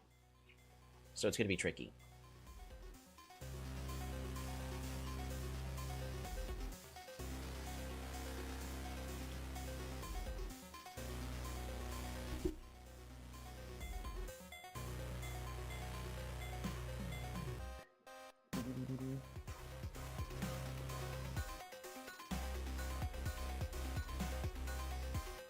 These archers are really good in this position, which is why we're not really trying to push heavily.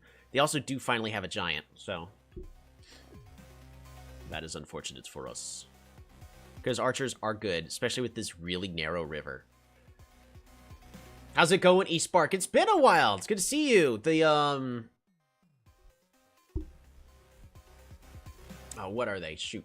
I have not been able to attend one for a long time. The bullets. The bullets been going well?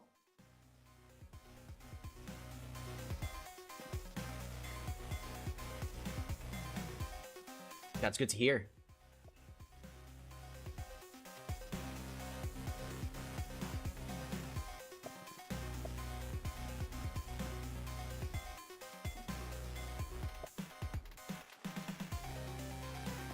Yeah, I can't do anything about that, raft up there, unfortunately. Yes, I can.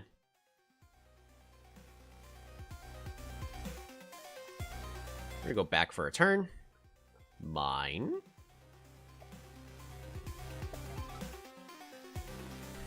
For the content!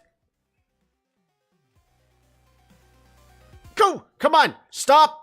Going the roundabout way! Arg! It could have made it. Dang. That's a bummer.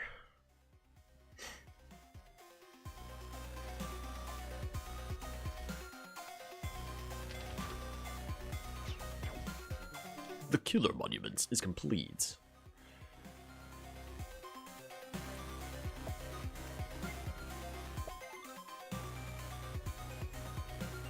City wall.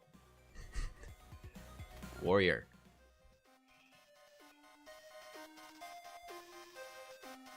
If I have time, I will turn the live footage into an edited version. Rats explain how he turned losing positions to wins. That's amazing. That's actually really, really good. It's for the content.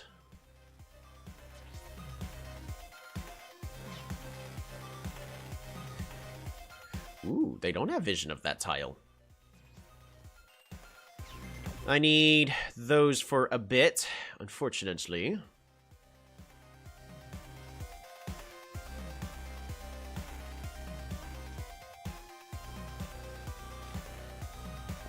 I'm going to put this raft here, because if he wants to kill the raft, he has to move the archer forward. Hee-ho!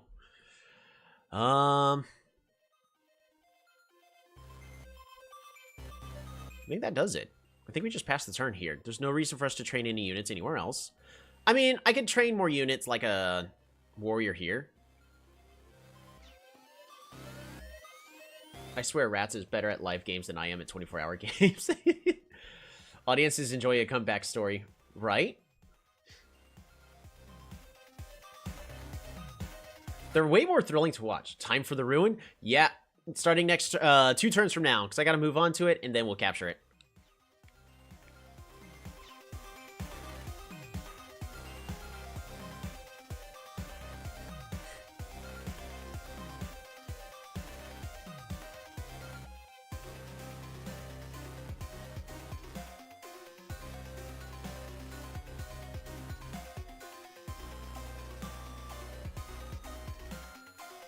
This one's tricky. So if I was in Hoodrick's position, what would I be doing? Expand these city borders, get us more water access. That's step number 1. 2, continue with the archers. Try to get a couple of catapults. And the main thing is the catapults prevent me from landing. But the real question is how does Hoodrick turn this into a win? Hoodrick turns this into a win because it's harder for me to defend these 2 cities than it is for them to attack these 2 cities. So they should be focusing their efforts on land to take these 2 from me instead of me trying to attack all the way over here on the water. Make sure to play around the Houdini. I don't think I'm sieging with the giant next turn.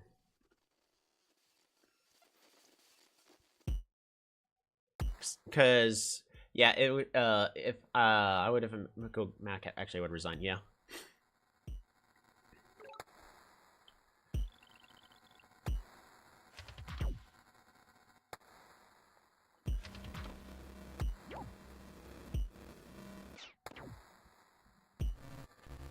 Okay.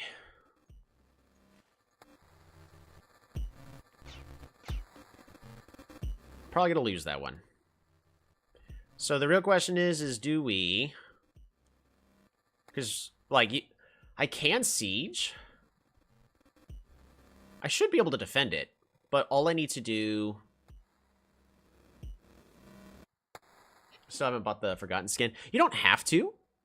I think they're cool. I always get all the stuff because I really enjoy the game and I want to support Mijiwan. If I go here, attack, and do this, it is impossible for our opponent to put a unit here. So I technically can succeed on this siege. Or our opponent will be able, can... I think we just go Swordsman here, Warrior here, save our stars.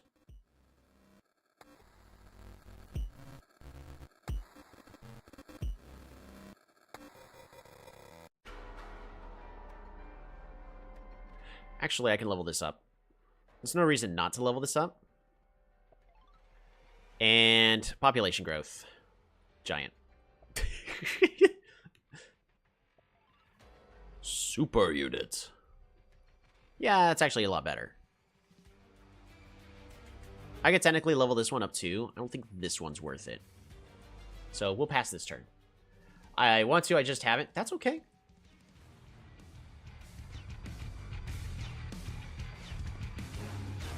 Oh, is that enough? Oh! Oh, no! Getting roads for Bazaar, then trade doesn't seem too bad. Yeah, that's what I was wanting to save for. Or possibly Knights, yeah.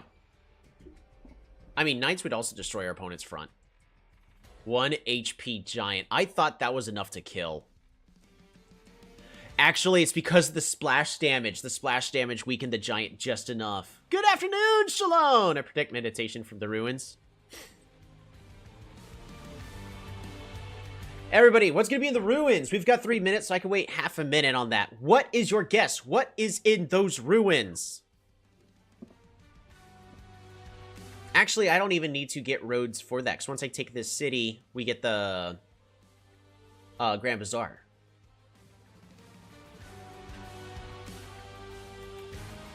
Johnny says stars.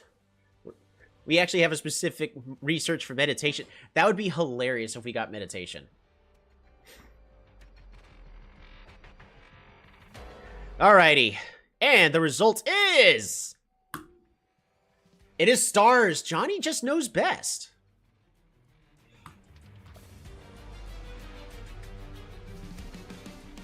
Alrighty. Do I want to pick up anything? I do. I just want meditation. And I want philosophy. The network monuments is complete.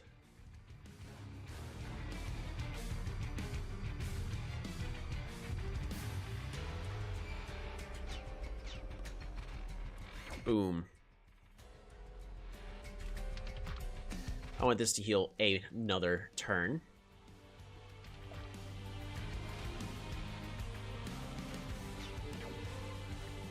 We're just going to keep pumping out warriors 1 unit at a time here. And...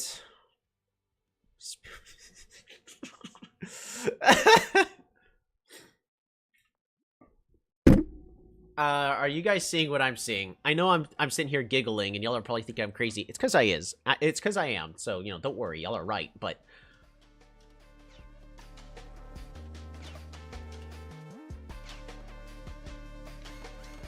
Dang, they didn't siege. Why are you giggling? If our opponent sieged with their giant, I could Houdini it.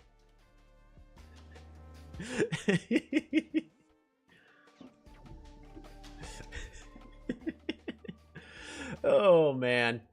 I was kind of looking forward to that. Houdinis are so fun. They are. I always enjoy being able to pull them off in a real game. This one's basically over. I'm going to be spending the rest of my time improving our getting markets as much as possible.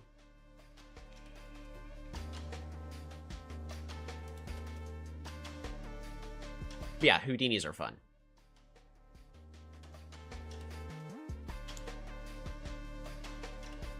Oh, I missed a giant last turn. Misplay. It's in my capital. 5 stars. Just build a forge here. Also improves the market. Houdini Linguini.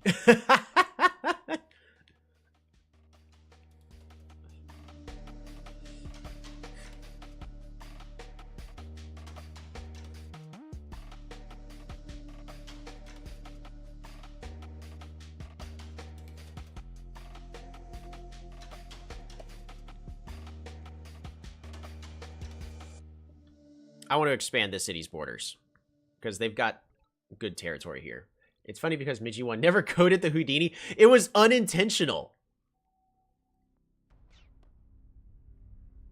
It was never intended to be like an actually, you know, abusable game mechanic. It was supposed to just be... Ooh.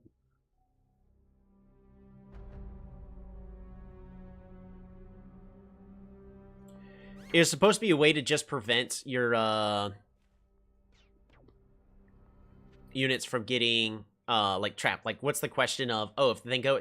It wasn't intended to be used offensively or defensively. It was just supposed to fix certain scenarios. We got a veteran up that unit, don't we? Well, if we pick up roads... We don't. Oh, the catapult's there. We have to. Dang. That's a shame. Start putting you there. Forge.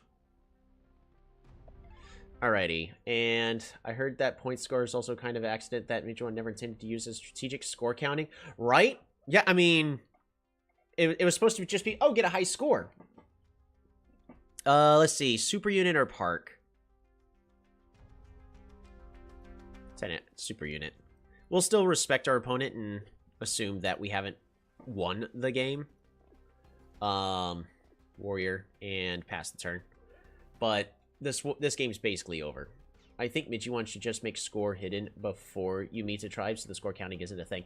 That's actually not a terrible idea. I've got season games where score counting is necessary, and it's so annoying. Yes, that is 100% a thing. That's actually one thing, like, even in my team games that I was playing when I had time for Polychamps, was none of my teammates seemed to know, like, how to score count. And even, like, given guides and all that, they're like, oh, well, I don't know how to do that.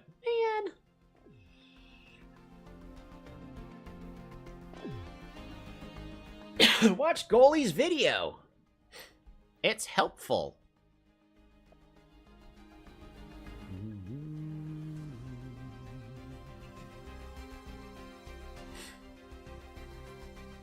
We've actually got some pretty good market spots. Not like a lot, but we got a couple for our capital. What game is this? This is Polytopia. It is a free game on your mobile device with 4 of the tribes unlocked. And pay to unlock additional content. There's no pay to win anywhere. They didn't know how to score count. Then yeah, that's true.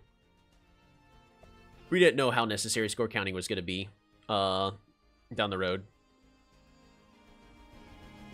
Should I just pick up Free Spirit just to... You know what? Let's make our opponent nervous. We're going to pick up Free Spirit and disband this swordsman. Because now they know we have Free Spirit, and they're going to think we have knights. Yes. We're going to put this warrior here.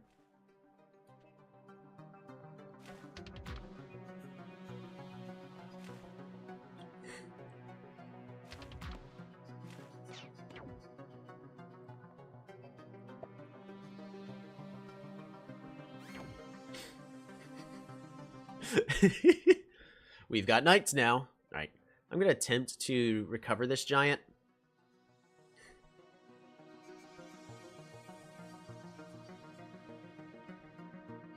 I'm going to recover this giant. I actually just want to build markets. Here's a market. Here's another market.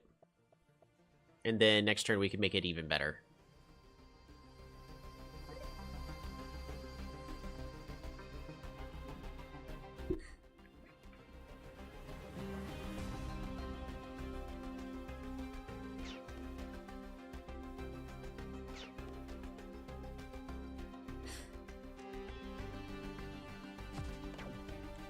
Yeah, that catapult's doing work, by the way.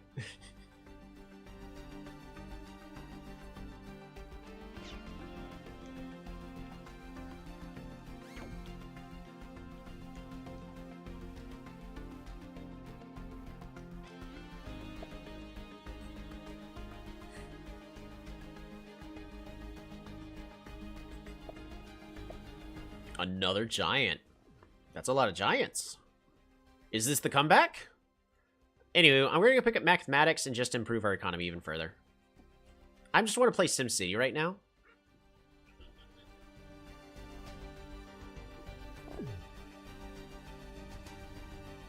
They're scared. Look how far both those archers are. Exactly.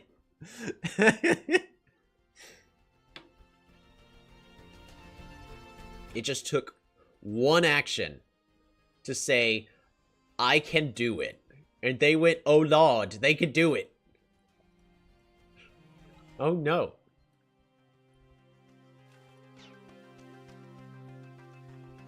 I'm gonna upgrade to a bomber, because why not? We'll just go here. Come on. Thank you. Dead. Bop-a-bop. Mindbender.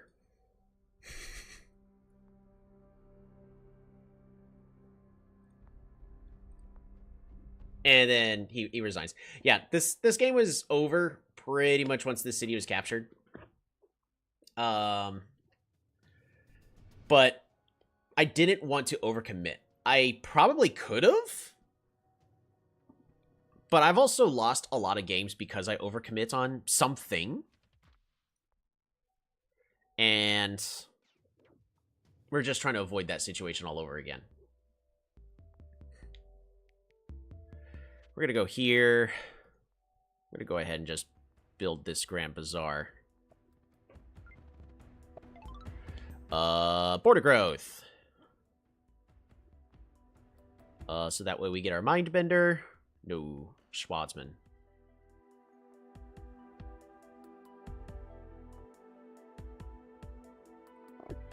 Mindbender. And you just move there. You recover. But yeah, at this point, just the game's over. That was a good game. Our opponent didn't build up enough in the economy fast enough. It was over a while ago, yeah. It was a good game, though. I'm going to quickly put up the vote for the next tribe. Copy text. Boom.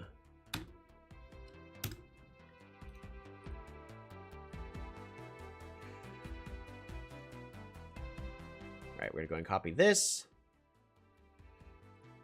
And we're going to go ahead, share screen, autofocus off. I'm going to put this here to play while I fix the replays. Edit. So this one is Wenger versus... oh, shoot. It's Yorthwaber, right? Small Lakes versus Megu.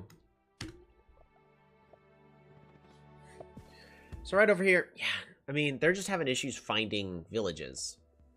And it makes sense that they're going on the outside, because Hudrick, or at least with the archer, it makes sense to go around on the outside. Yeah, this village density is just not good for our opponent. Then they find the other one right there. They'll be able to claim that soon. So they had a slow start. But what I would be doing is move this warrior south, train another unit. Probably here. Train a unit in both of these. This one to pick up this village. This one to pick up the lighthouse. Ah, they pick up an archer here to go there. Interesting. Take care, Cholito. Why is there an egg in the emotes? Cholito? Alrighty. Alrighty. How are we doing on... Justini Linguini votes for play Polytopia. The egg isn't me. Who else would it be? Oh, wait, is that just a regular emote? Oh, it could also just be a regular emote. No egg. Egg is not a tribe. But Banu is not a tribe. Alrighty, this actually, even though it was harder for me to get to the villages, it really hurt the moment that we won the minor scuffle here for this village. I voted, but it, but Dan started it.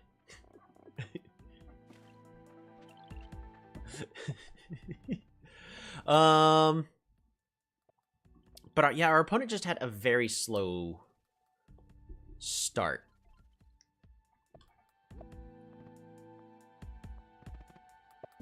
May not have hurt for them to have picked up mathematics a little sooner. They probably would be able to get those giants a little bit earlier, but it's a little bit trickier to see from their view sometimes as well. And it's always, as we already know, it's also, you know, hindsight is 2020. All right. We've still got time. I mean, I had a late start to the stream today.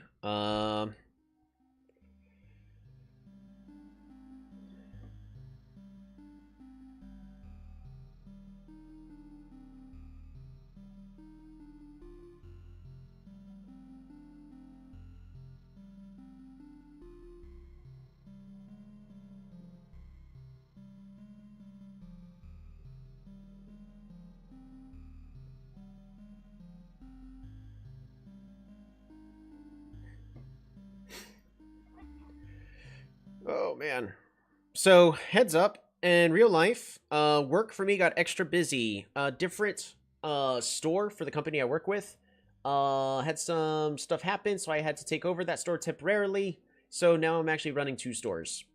So I've got to make sure neither one of them's catching on fire. So that's why, if you see me like pause and look to the side, that's what's going on.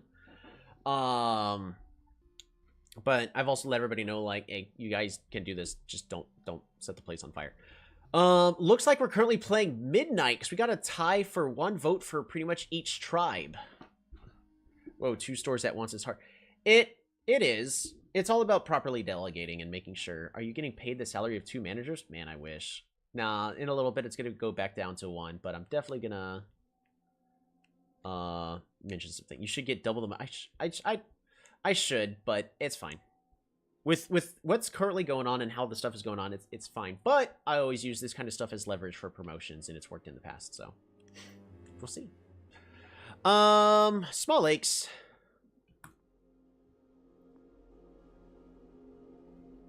Looks like we're playing Midnight. Summon Demon! I hate when an employee leaves. Someone else does their job in addition to their own job, but doesn't get compensation for it. It hasn't even been a full week. But I always use this sort of stuff as leverage for things later. Ooh. We need to make this guy lose, just so he loses only 2 ELO, so that his ELO is pretty elite. Hey, look at that. Attempt to add his friend. Yes!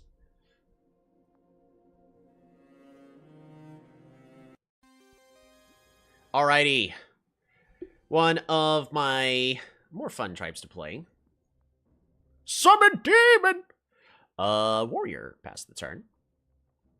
Illyrion. There is so many different ways to play as Illyrion.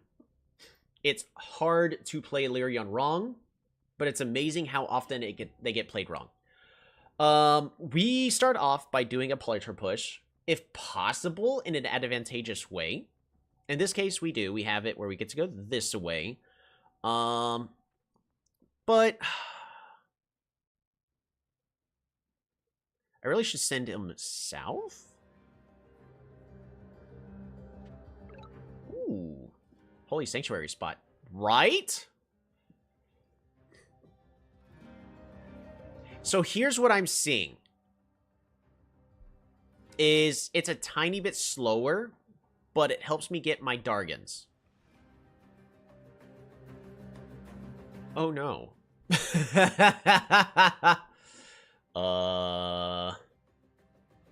Because what I wanted to do is pick up Organization. That's not happening. I think we got to do the traditional thing, right? Actually, do we just scoop up, zip them on this away to pick up these ruins?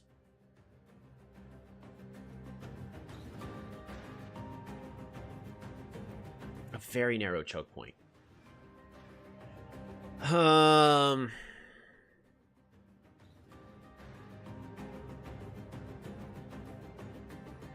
want to...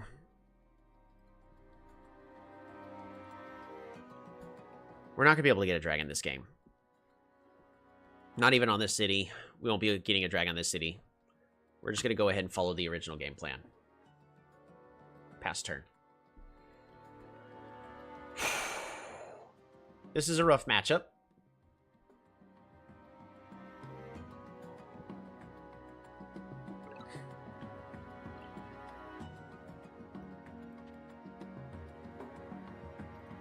Alright, we pick up Forestry here. Grab.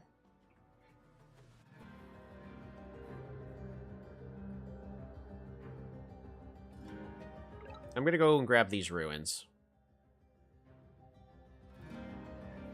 Pass turn. Because we also have these ruins over here. It looks like this is a massive lake. So the way this map is generating, I think our opponents spawned here in the north. Either that or they're being incredibly slow and they spawned here in the west, but I don't think so. My masterful skills of this game.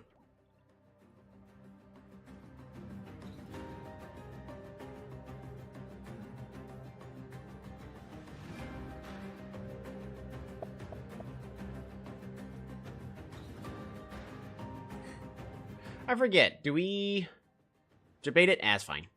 We'll be fine. We're fine. This is fine. We're fine. Warrior. Pass turn. We're fine. If Simanti converts the warrior, that would be so funny, right?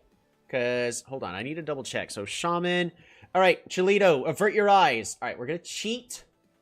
And by cheat, we're going to be using the bot commands for the Poly Calculator. You can find it on nearly every single Polytopia server you go to. We got Poe for a Polytar versus a Shaman.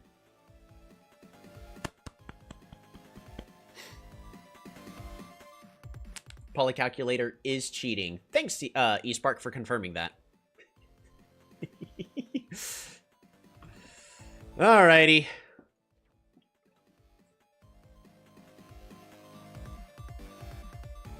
Alright, you go here. Ruins! Muscle. Perfect. And I'm gonna go ahead and summon a demon here and play Illyrion the way I enjoy playing. Because this is gonna create one every even turn, and these two are both gonna create animals every odd turn. So we can churn out a lot of units in the next few turns. We're gonna warrior, just to be safe. Shout out to JD Alpha Seahorse for making and managing the calculator bot. Absolutely. Also, this is their capital.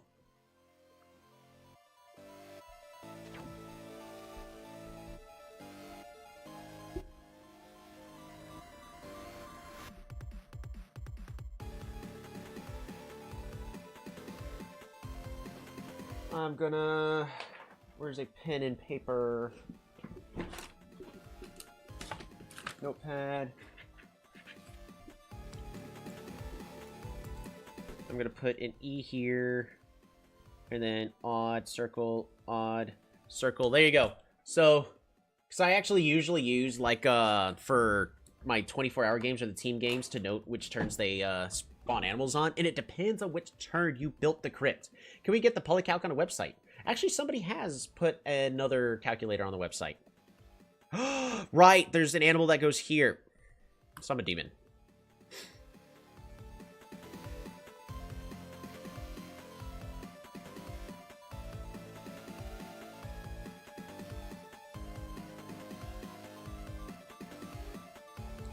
Because I just want to overwhelm my opponent. Organization next turn. And I think that's it. We just passed the turn. So I should attempt to save my resources, because if we do this correctly, I can churn out a lot of units. Because Polytars don't use up population. Weird lakes map, right? This is honestly a lakes map that I think is pretty well balanced, but Simanti seems to be able to expand easily here in the north, whereas I have to go far on the outside. So, we'll see. We've also got to keep our eye on these ruins. Because notice, they keep zipping on this way.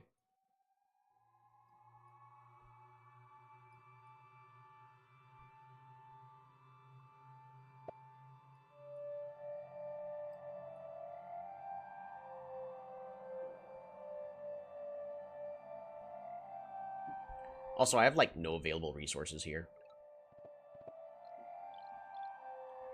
Alright, nothing to spawn here.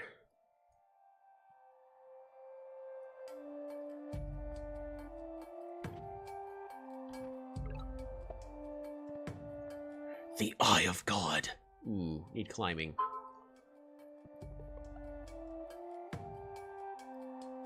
Fruit. Workshop. We need resources. This is such a bad city!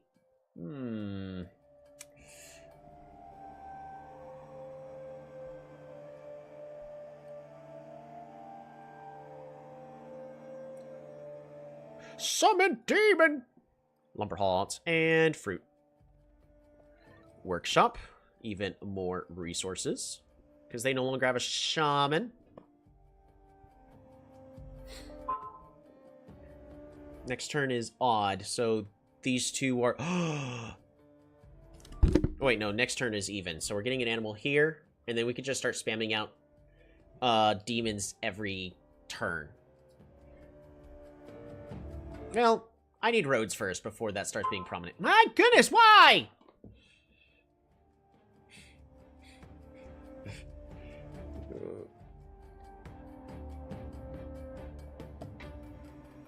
Right, new work email. Completely forgot to mute that one. Oh boy, that's a centipede already.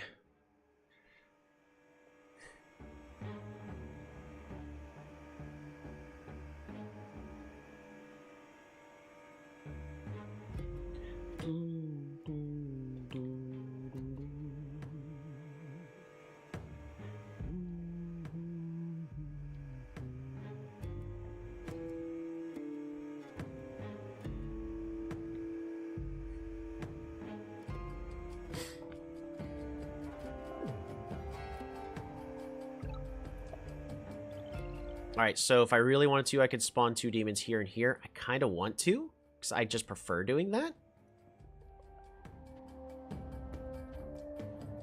Gotta move you back, gotta move you back, gotta move you forward.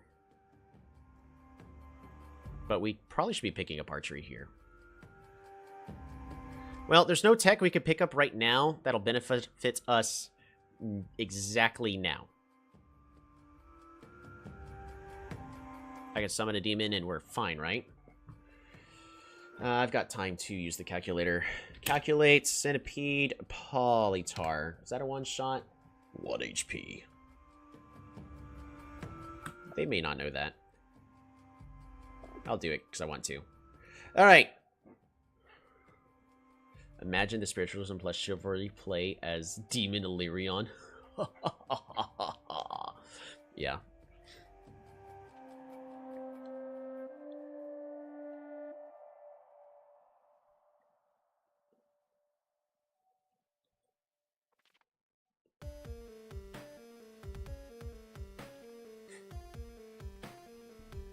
Ooh.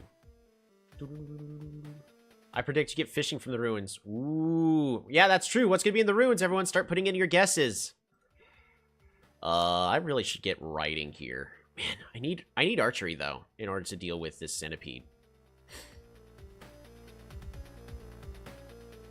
Schwarzman. That would be unfortunate if it was. Population. Hey, that'd be really good. The most useful thing. Veteran swordsman. Johnny, no.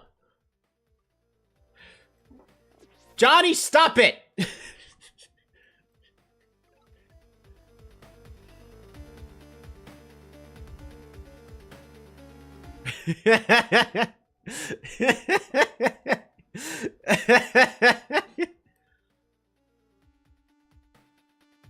Yeah, because notice we actually now have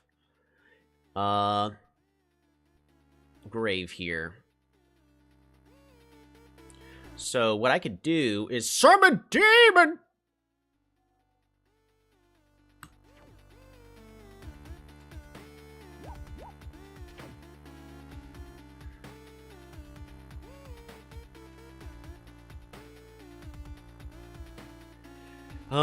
Again, I'm doing the swarm strat. Gonna pick up archery. Archer. And we pass this turn. Alright, now we go back to improving our economy. You could use some archers, not gonna lie. Yeah. Oddly enough, this swordsman's gonna follow this warrior. I know it's gonna sound a little useless, but we know that they have a couple of hexapods going around this way, and I'd rather not have this warrior get sniped. I'd rather apply pressure around the outside.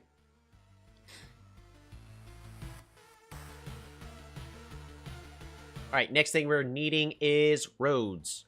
We need roads in order to clean up these centipedes.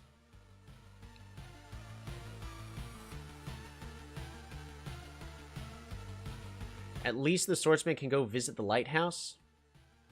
Yep, that's the plan. Normally I say, hey, try not to have too many units doing the wrong thing. Dang, that's a good explorer they got. Now the real question is where'd the explorer come from?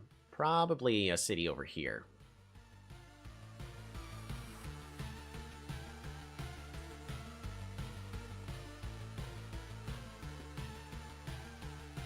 Yeah, because they've actually now got both these ruins. So this is the last ruins on the map. We also got a lot of forests here that our units are going to be protected on. So that's good news for us. But we're forced dry here.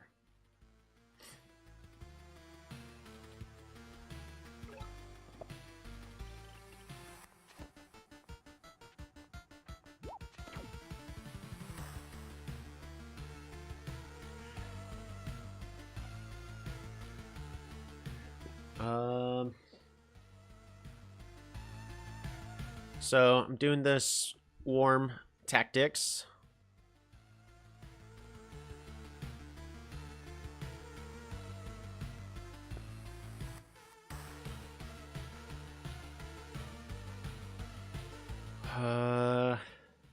Archer.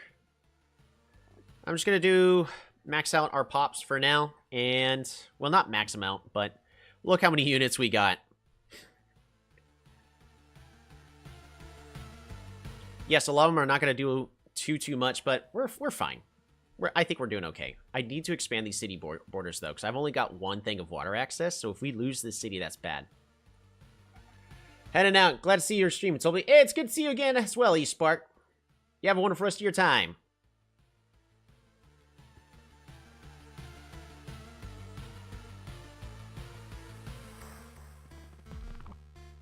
Ooh. Almost. They really want that siege. That if they try to, if they were, our opponent, I think our opponent's trying to figure out how to siege with the centipede. They kill this, then zip over here, and then they can siege. But then they lose the centipede altogether. I don't think they realize that. Okay. Well, they still lose the centipede altogether. It's dead. Told me to 1,000 subs when it happens. Speaking of which, don't forget to like, comment, subscribe. Ooh, another Schwarzman.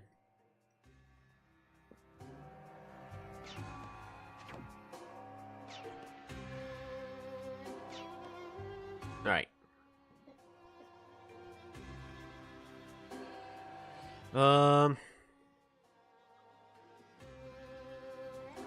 I want it dead now.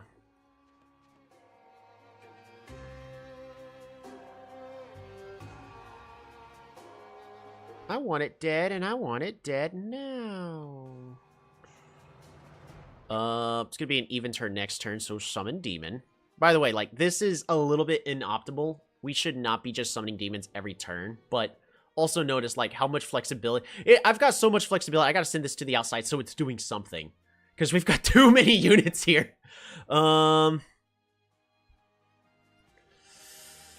Farming. Farm. Fruit. Resources. Farm.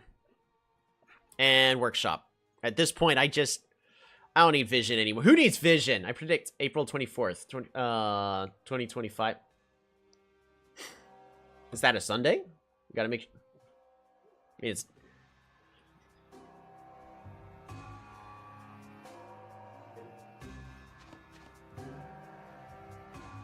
Like, look how many units we've got. 3 cities. This is the power of Illyrion. I'm not even using them correctly. I should just not be... Like, I have spent... Like, every single one of these demons, by the way, it's not costing me 2 stars. They're costing me 3 stars. Because we're also losing 1 star of production on each of those turns. It's a Thursday. Ooh, it's going to be a Thursday. Nice. So I'm losing a star of production whenever I am summoning these Polytars on, or in this case, the demons, on the perfect turns.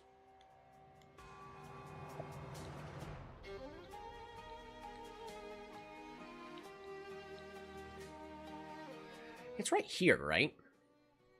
Can I get roads? No. No.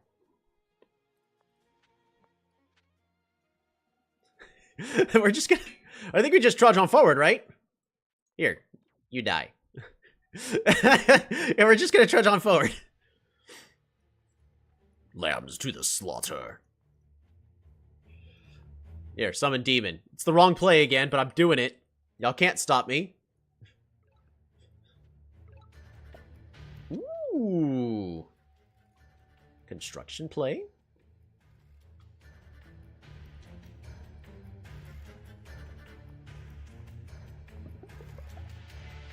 Writer.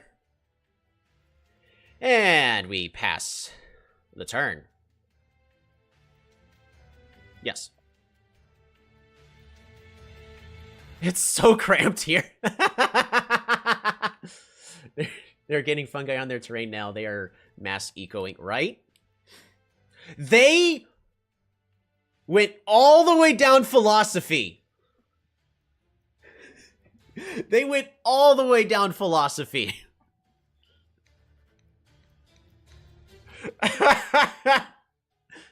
They now have shamans again. This is hilarious. I love this. Oh, good kill. Good kill. Good to go. Good to go. Good to go. Good to go. Good to go. Yep. Good to go. Another snipe. Good to go. Good to go. Good to go. Good to go. Good to go. Good to go. Yeah. Good to go. Good to go. Good to go. Good to go. Good to go. Good to go.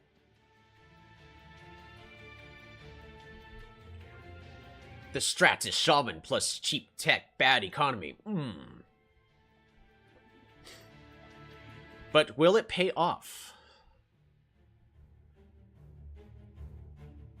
We're really close to getting a dragon egg. The heck is this game? We're also going to be able to get this village. Oh, that's the Eye of God. Our opponent has it. We should be able to get it as well. Hey, but they are doing the right thing, and they're taking their time to think. So they're doing the correct thing. Roads.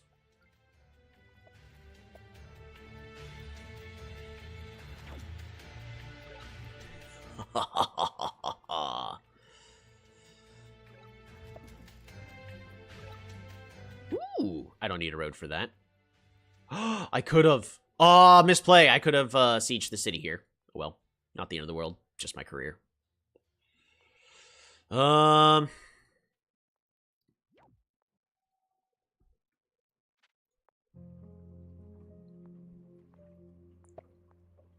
I am wanting to be this aggressive. The answer is yes.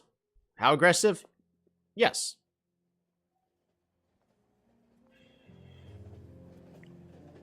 Summon demon! No! Why'd it go that way? Dang. Misplay.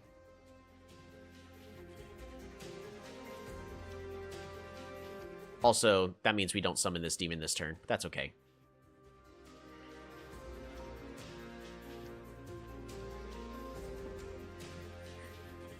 I think it's fine. Dragon? No. Demon? Yes. Imagine if they get fight cheat. Right?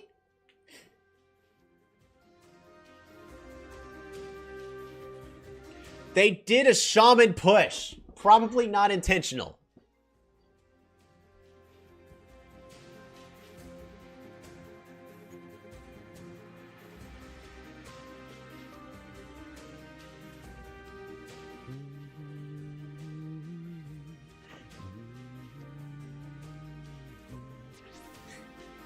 That is a veteran hexapod. Come on. Take the demon. Take it. Take the demon. Nice. No. Okay. Ain't that a shame?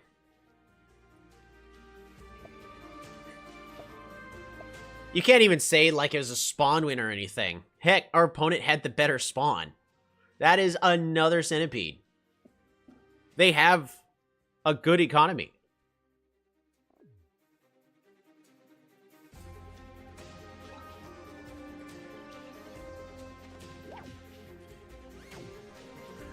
The Killer Monuments is complete.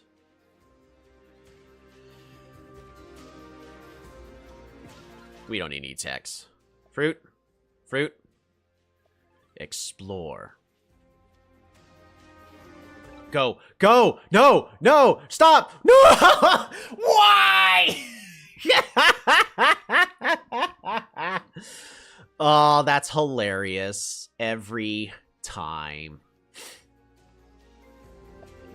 Every time. It's hilarious. Yes, I want to kill it this badly.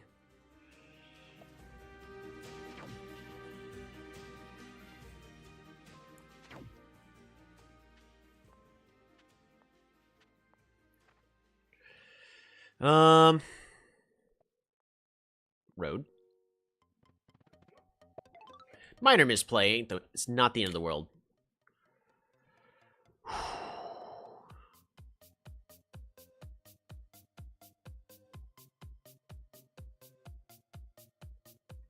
Let's assume we're winning.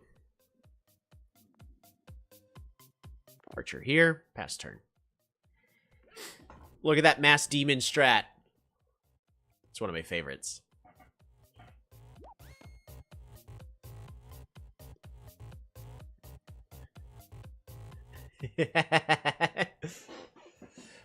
Next turn is an even, which means that if I want to continue to mass demons, we should be spawning here, but we're no longer having to be as defensive, so I'm not going to keep spawning the demons as much. I want to improve my economy.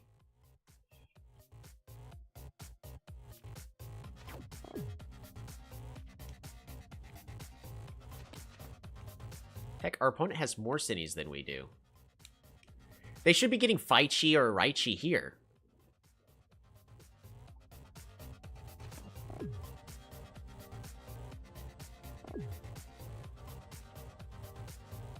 That's another dead shaman. Blood for the blood god.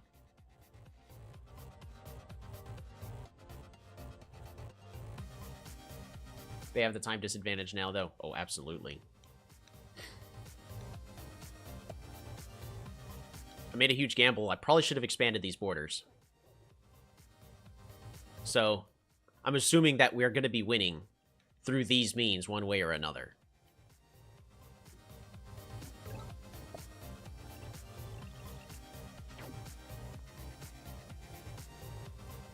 Ah, sure, you go here. Why not? We're just whittling down their numbers.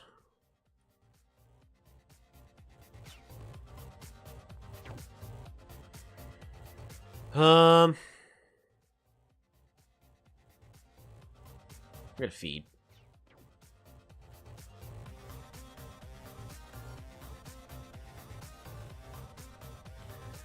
Next one's an even turn, so I actually do need to start summoning more demons again. Resources. Start walking our way around here.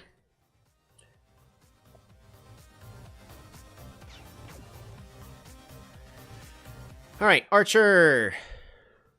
Farm. Super unit. The metropolis is complete.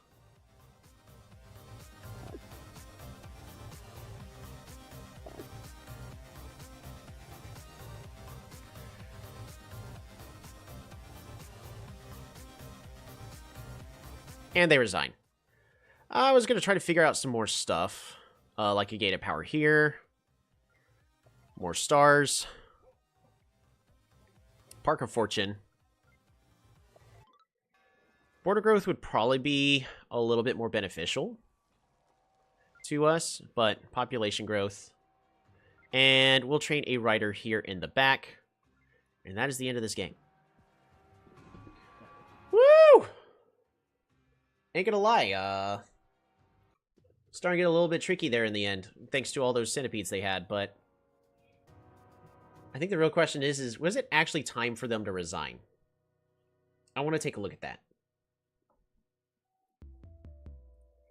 So let's take a look at that replay, because that was actually a really good game. Replays. Boom. This one is going to be Midnight versus Simanti Small Lakes. And then Boom. I think they were they were in a bad spot, but if they kept spamming out units like they needed to, they actually had a unit advantage. Well, we were tied on unit advantage because they had more cities than I did, but I had sanctuaries, and if we're good about our sanctuaries spawning at every chance we get, we can keep up with that production. So I think the real question is was it actually time for them to surrender? Shared fog. Turn that off. Also, I find it interesting that all Symantes just open up with an explorer now. Should I actually be doing that? Because for me, here, like, let's...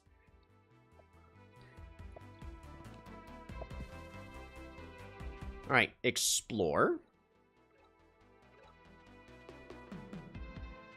Like, sure, they got a lot of vision, and that's it. They're not going to be able to snipe me or anything. Like, it's... Is it the right play to actually go with an Explorer on turn 1 with Symante? Like, the real question is if this is correct, why is it not correct for Imperius and Barter and all the others? Or is this just wrong? Or, because what strategic advantage are we getting with this Explorer? I guess the couple things to consider is it allows them to see where to keep their shaman for safety. So it's safety for the shaman, I guess. But they're sacrificing a star per turn. They didn't get a lighthouse, but in this case, they didn't really want a lighthouse. They would have wanted to find me. And in this case, like, if I was in this corner, they would have found me, sure. But that's not where I am. So they know where I'm at, but... like, they're expanding so slowly.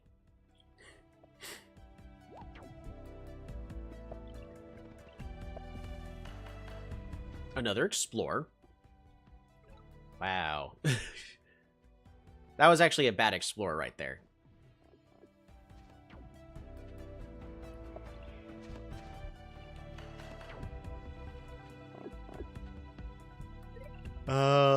A lot of hexapods, but now they don't have the 3 movement. They're stuck on 2. Erdy Centipede. Awesome.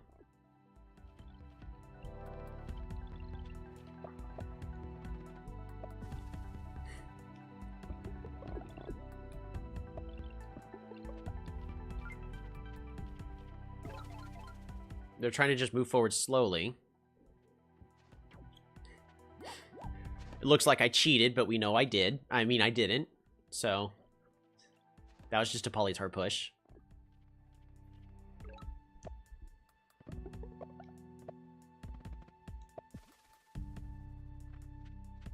They get the Explorer. Yeah, so it's this city over here. So this one's actually, if they really were wanting this vision, this is a good Explorer.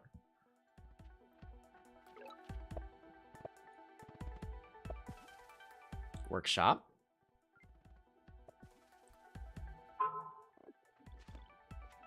They're just desperate for vision. Yep, I mean... it comes a point where you just need workshops, but...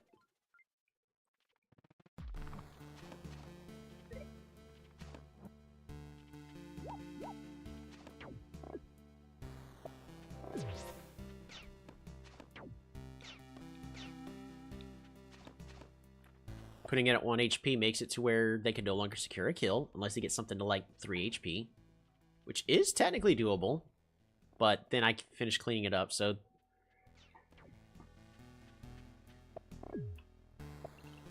they finally got their shaman back.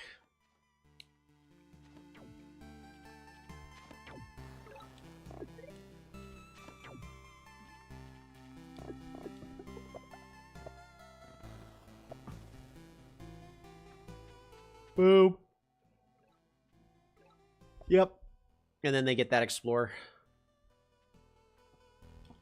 So they're still missing vision, despite exploring with almost every single village except for this one up here. They did not need to explore with this one. They actually should have gotten a workshop there. But all the others are okay. And they ended up getting the Eye of God. How do they use it? Because they're still in a mediocre position here. It's not easy, but it's not like they're going to immediately lose the game, and as long as they're properly supporting...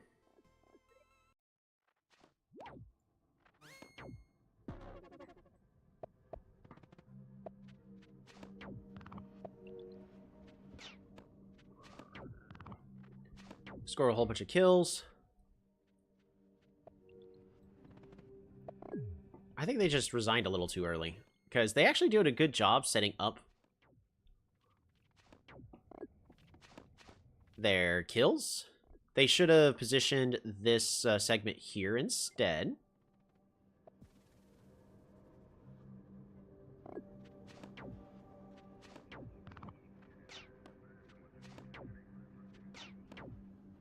And we're just whittling down their units. I get the dragon egg.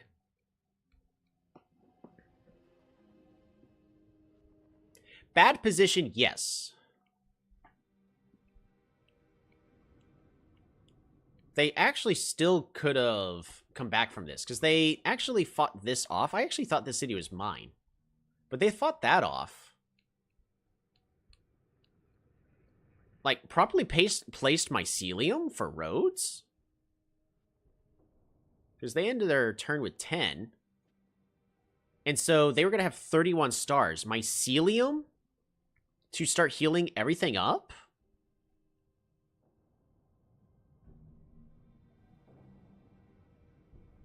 I actually think that they could have recovered from this. It is probably the dragon egg that made him give up, but... Like... Was he expecting me to give up the moment I saw a single centipede? No. And he had 3 of them. So. Our opponent, yeah, they gave up a little bit too early. They should have played that one out. Alrighty. For me, I've been streaming for 2 hours and 40 minutes, but it is getting a little bit late. That was 3 awesome games, and... For some reason, I don't remember playing Perfection game today, but I don't really have time for a Perfection game. It's one of those I'm kind of a little bit tired, so I think I'm going to go ahead and just be ending the stream here.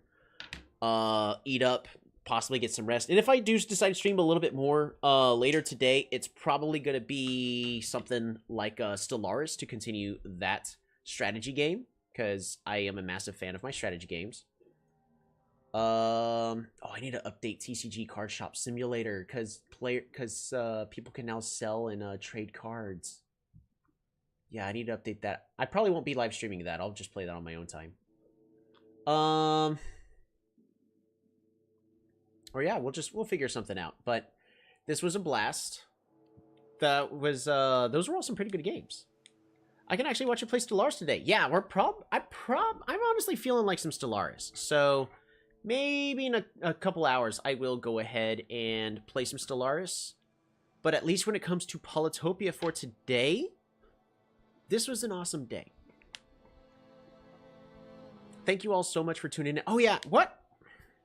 I guess here's one last question. Is, because it would take me a lot of time if I just did this myself. But what if we started a spreadsheet where we were able to keep track of wins and losses on the map to figure out like matchups and all that, but also to keep track of each tribe's like ELO and number of cities, so that way we can properly evaluate, like in a star-based system, rate of expansion, economic potential, and all that for each tribe, just so that way, because I kind of want to make my guides again, because I need to remake I would have to remake my Yadek guide, but I want to do it all in a way that I do it, which is, you know, meant to be humorous.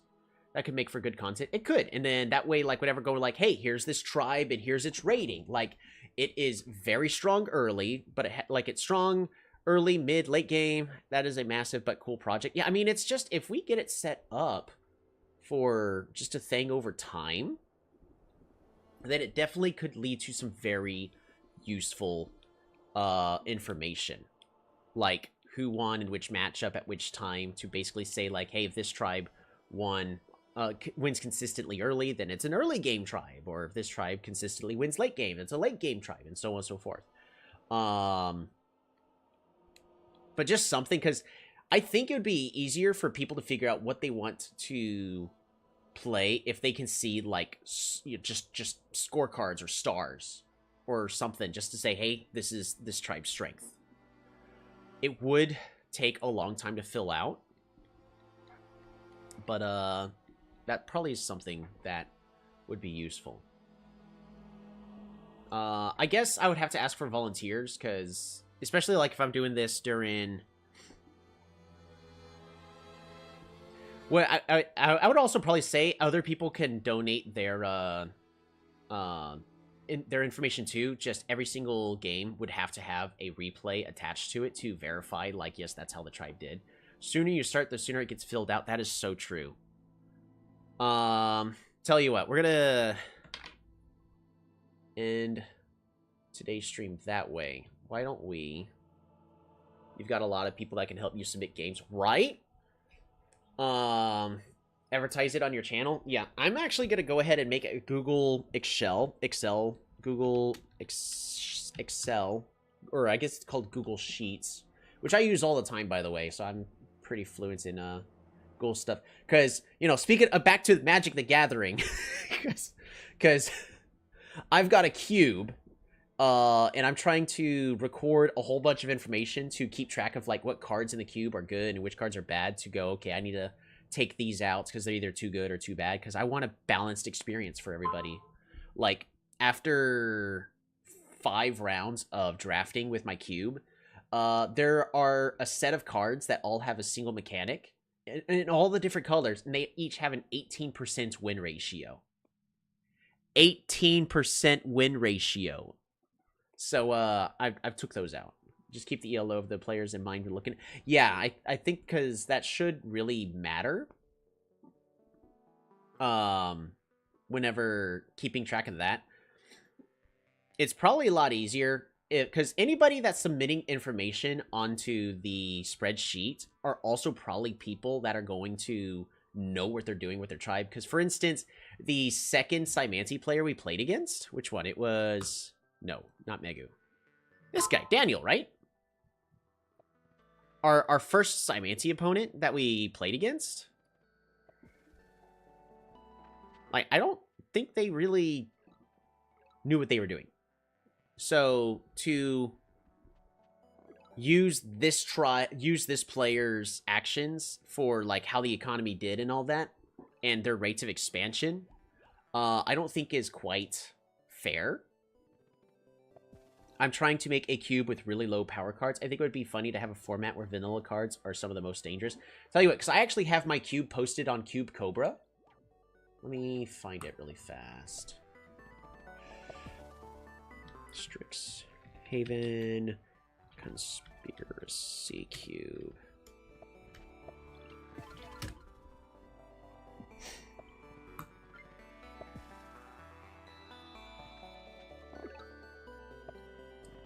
Boom. Here, I'll just post this in my Discord in the general chat. My MTG cube I made for those MTG fans. And this is a real life cube. You know what? Before I leave, I'm gonna show it off really fast. I want to show the cube off really fast.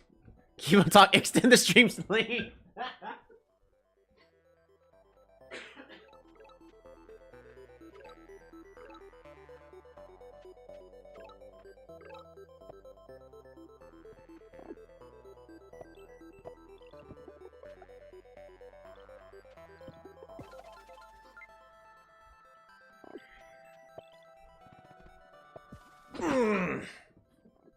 Okay.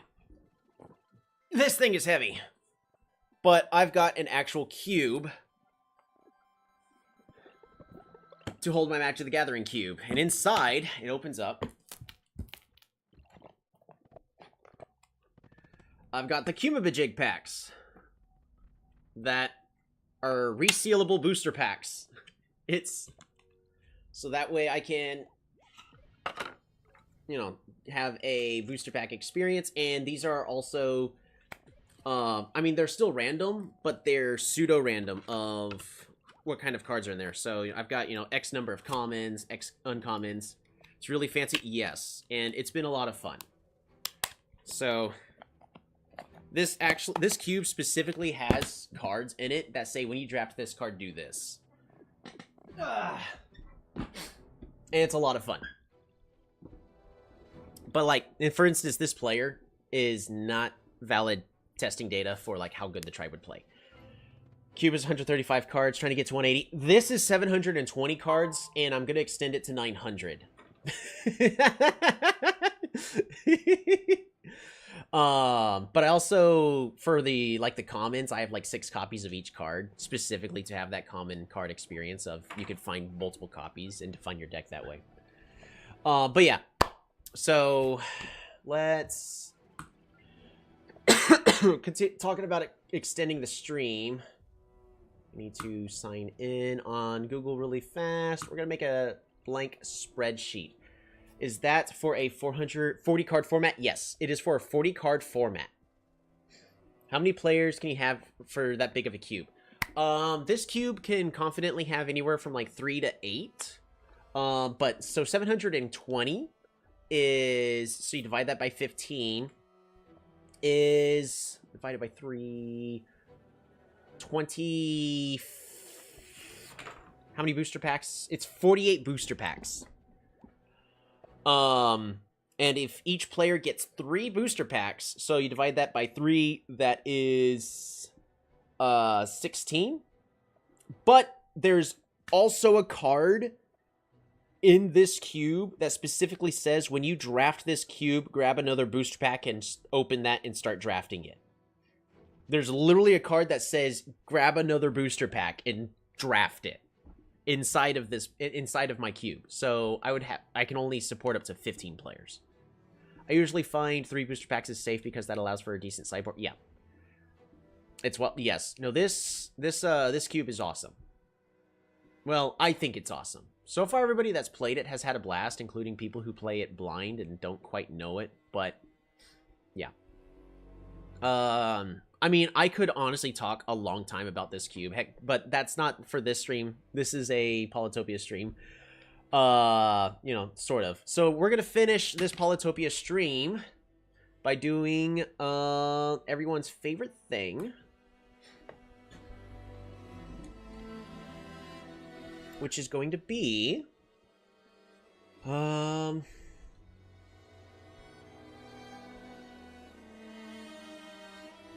this over here. This needs to be a window capture. Add source. Where is it? Spreadsheets.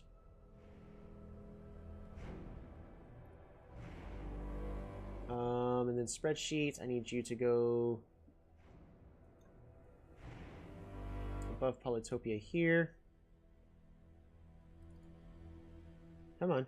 I need to update this. Where is it? Untitled spreadsheet. There we go.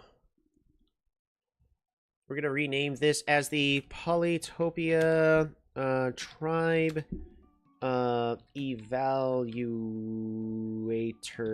Calculator. So I also got to figure out the best way to record all the information on this spreadsheet. Oh, this is hiding my face. That is unacceptable. Oh, there we go. We're good. We're good. Ha ha ha ha ha. We're gonna just do everybody's favorite thing. Excel spreadsheets.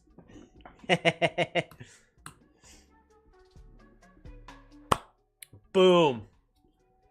What we're also gonna do is, and I'm gonna have this on my Discord, specifically in the Polytopia copy link. We're gonna attempt to. No, anyone want the link?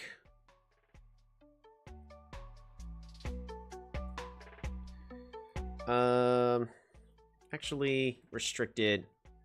Only people with access can open with the link. What I'm going to do is we're going to do restricted access. So that way, Polytopia general chat. We're going to put this here. And then I'm also going to pin this message. Oh yeah, pin it. Oh yeah, I mean, I also have a ton of replays I can send, but we're probably going to just start with my 3. So what is going to be the best way to do this? Best way we're going to do this is we're going to just, I mean, we're going to duplicate it, but I'm just going to create another, you know what, not duplicate it, that's wrong. I'm just, even though I can literally fix it here in a moment, I'm going to press plus, so we just create another one. I have not a ton of replays to send, right? That's okay.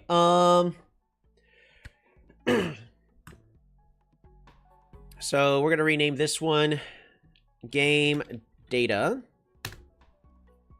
And then rename this one Tribe Evaluation. So what we're going to do right here is replay there. We're going to make this the exact same size. And we're going to go to Tolby's replays specifically for today. Ooh, you know what we're also going to need? We're going to need a game version. We're actually just version. Yeah, game version. Game version. Specifically, because if we want to just go all around, fantastic. Or if we want to add a range to what game versions we're trying to get and evaluate it for. Because as we know, as updates happen, it's going to completely break stuff. So let's future-proof this analyzer as much as we humanly can. And yeah, we're just going to do that.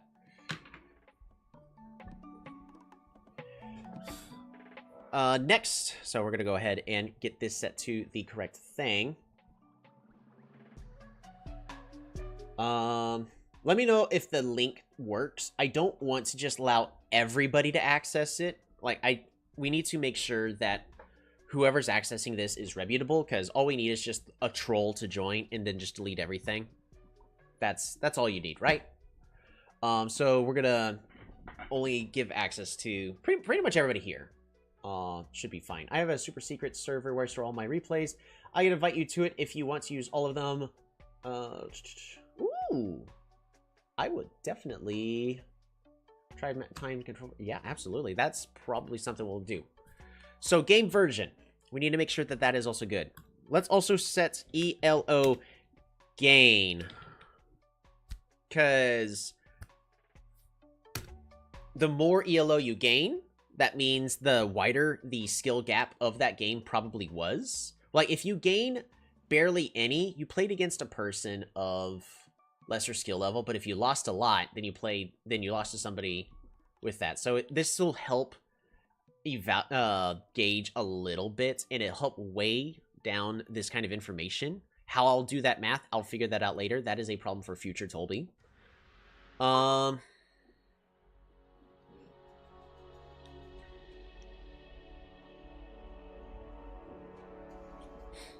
Let's see. So replay, game version, ELO gain. What else are we missing? Before I start going with because what are we? The most important things that we're going to be keeping track of is stars. But I also want to make sure that we set this up in a way that's easy for us to, okay, that's also easy for us to ELO gain, and then game length, because that'll also help say when the game was technically over. Map type, that's true. Map size type, here we'll do map size, map type. Those two are also important. What exactly are we doing in this spreadsheet? We're going to be keeping track of how all the tribes perform so we can use this information to give each tribe essentially a rating. Like some tribes we know, like Venger is an early game tribe, but they're really bad mid and late. Why are they an early game tribe? Early game, by the way, is like turns 1 through, I would say 7 is the latest. Because maybe 5. Maybe 5 is probably the latest that goes. You can look at factors like village counts, ruin counts, etc. I mean, ruin counts is maybe something. I mean, we know. So we're gonna want to keep track of villages. Oops, and that requires 2 L's. Stars STP. You know, stars per turn. Because that's also important.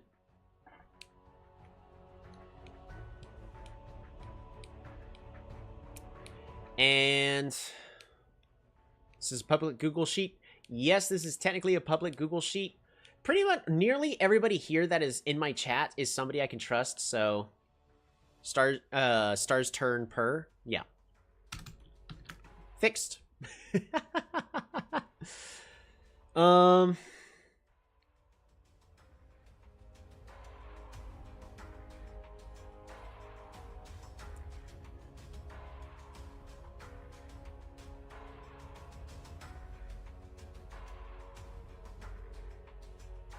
Because I don't know, I think it's really going to be like villages and stars per turn are going to be ruin outcomes. Like for data, not to aim for ruins as a tribe because it could be more or less advantageous for different tribes to aim for them. Tech purchased, maybe tech purchased. Actually, that would probably be beneficial to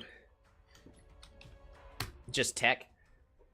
And instead of saying how many techs they have, like what tech they acquired. Because we could also, by putting what tech they have acquired, we could weigh down and actually record, like, what are the most common techs that a tribe typically goes with. Also on each map type.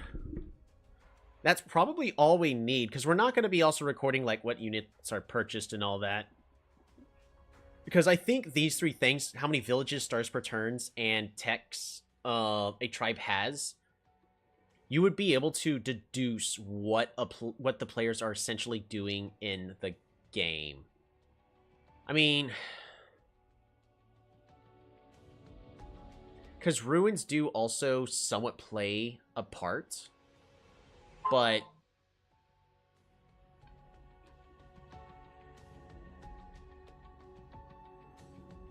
hush.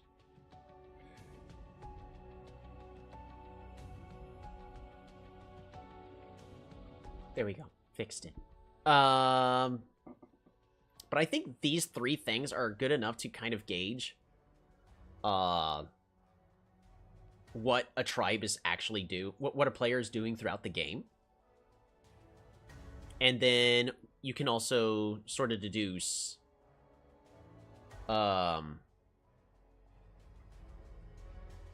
essentially what is you asked for notifications with the with this spreadsheet. Insert 1 row above. 1. You know what? I'm lazy. I'm gonna do equals this plus 1. Boom.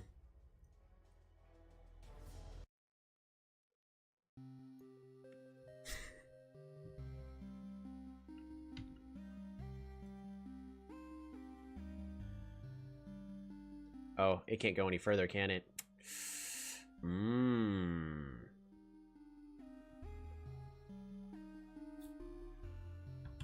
It can't go any further thus far.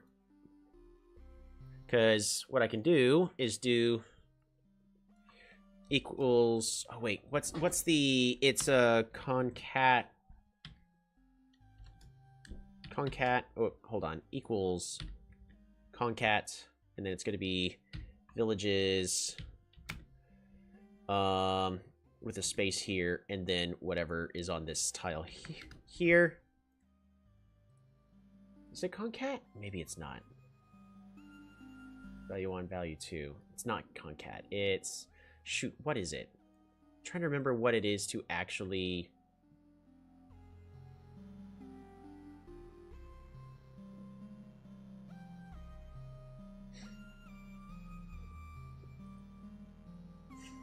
Let's... Google Sheets. Add text and number. Add texts together. What's the concatenate? Oh, I need to finish spelling it out.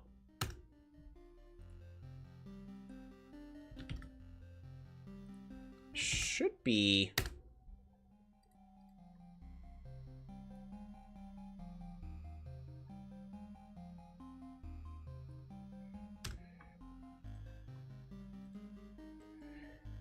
Boom, boom, boom.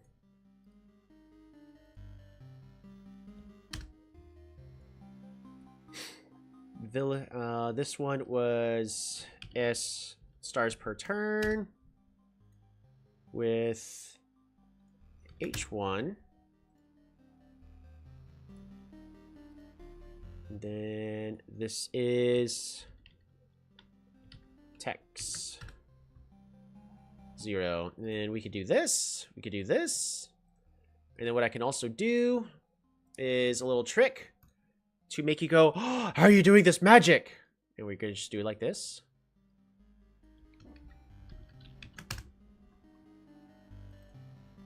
Boom. Look at that.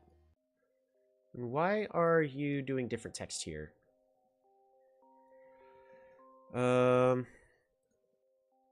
Arial. Times New Roman. Default Arial. Perfect. And then we could just do copy, paste, paste, paste. And look at that. We now have turn numbers for each of these. Boom. Perfection or domination. Dang it! You're right. You're absolutely right. We could definitely include that.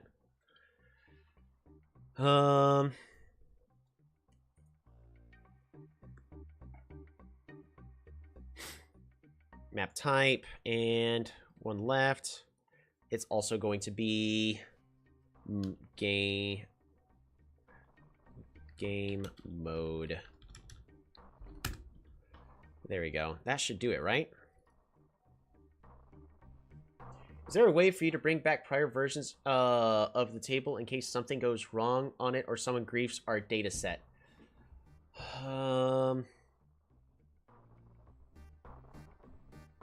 So that's why I have it set to where, because people with access. And let me review this. Subcraft. Dan R2 R2C2. Yeah. So yeah, and I know who these are. So there you go. You got 2 more here. Done. So you got 2 more people that can access it. We're gonna go ahead and bring this back up. Export it daily. I could. I really could, I guess. How the heck are you guys getting around my... Oh, it's the chess app's telling me I should do that. How do we get to the spreadsheet? Discord, yes. So the link is only available on my Discord. And then that's to request access.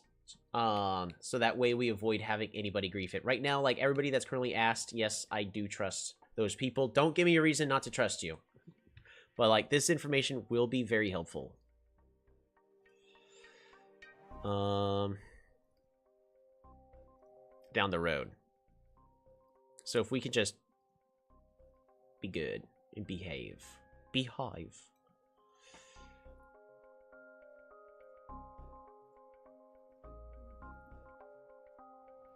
Boom. So with that, we could also start making this look a lot nicer. Google autosaves previous versions, by the way. Right, so, like, am I able to...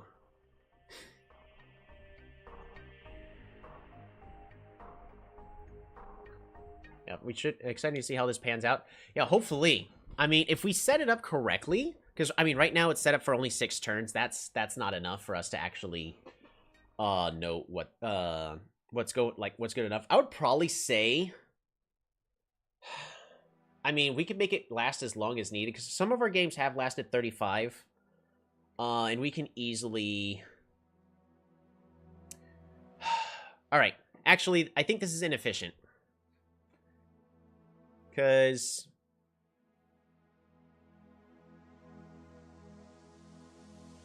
if I remember how sheets and all that work, it's going to be tricky for us to correctly... Ow. That was my ear and it popped. Evaluate the data if it's staggered like this. So we need all the cells kind of back to back. Ooh. Is there a way... Let me do a quick search. Google Sheets. Auto fill data from string with commas. Auto pop. Because this is something you could do in other programming stuff where... Sure, Stack Overflow.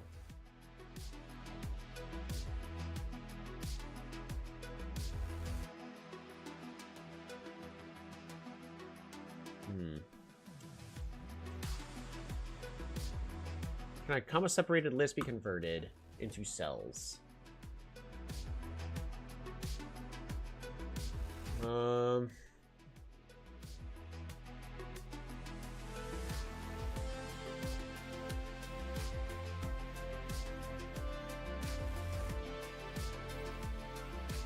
Sort of. That's almost what I'm looking for.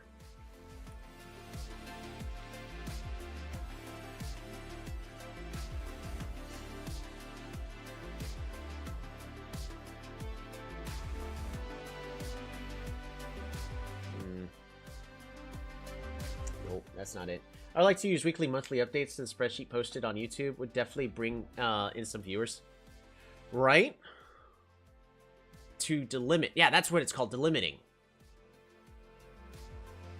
I already said have the necessary stuff. Stack Overflow.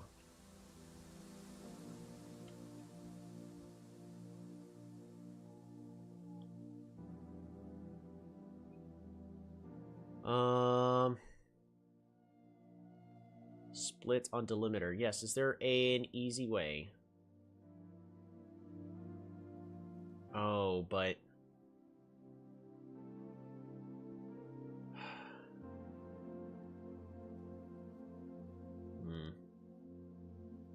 Learning spreadsheet coding today, boys. Oh, I'm always learning something new, because I've got, for the coding stuff.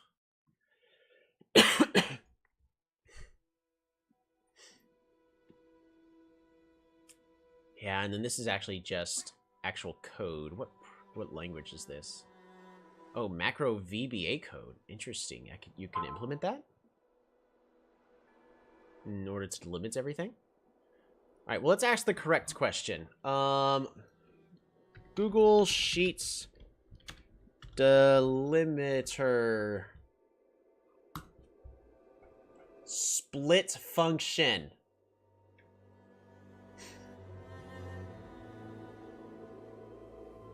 Split text, delimiter, and split each. We might be able to make this easy on ourselves. All right. So we're going to look at this game. And we're only going to look at how I did on this game. So at the start of turn 1,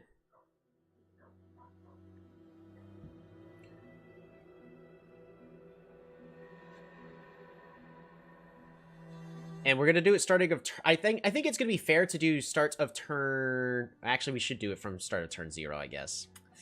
All right. So I actually need to move Polytopia. Oops, that's not what I meant to do with that.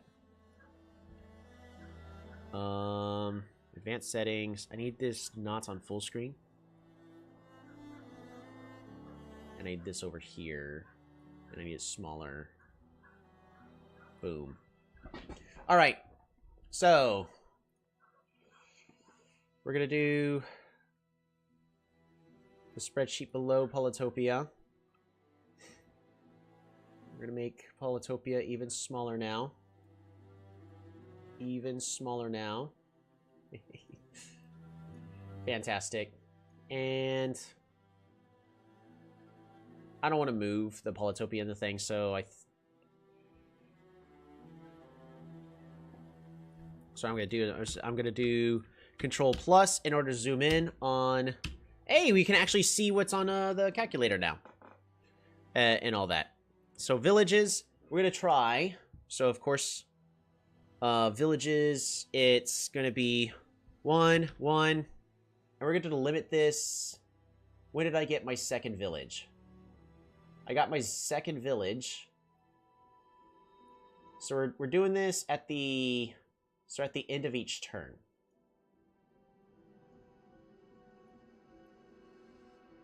So turn 0, 1, turn 2, turn 1, 1, turn 2, 1, turn 3,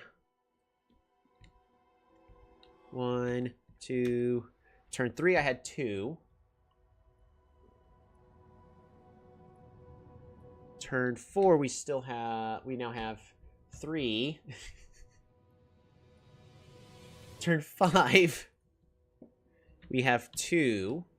Because if we could limit this, this is going to save us so much time. And it's going to save us so much space. Because all we'll have to do is put in a line and say, hey, take this text and then just put it correctly over here. So 2. Still going to be 2. Still 2.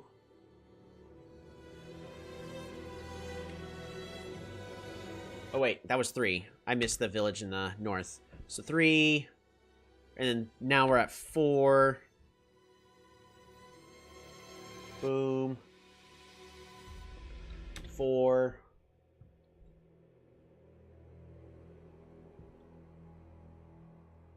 Five.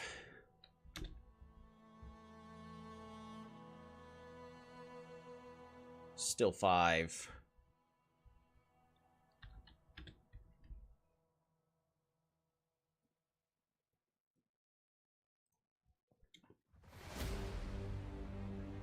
Still 5.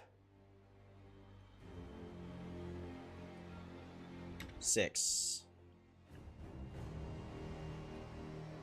And then ends the game with 6.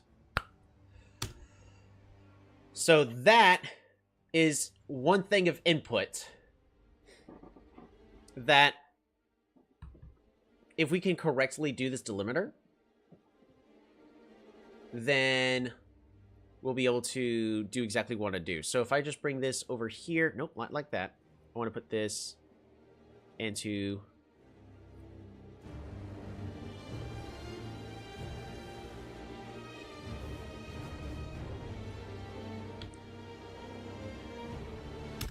boom.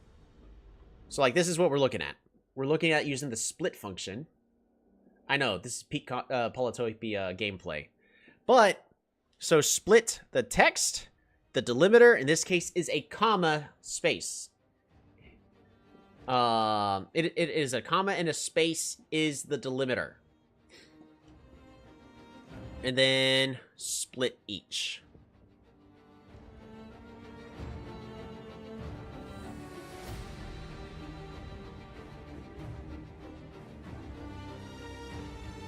And then remove empty text. Okay.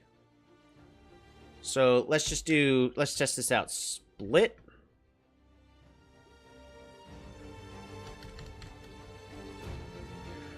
Split. It's going to be this one. That's the text. Delimiter, of course, is going to be a comma. And then split each true. Which, if you leave these empty and I just do no true here, it automatically will assume it's true.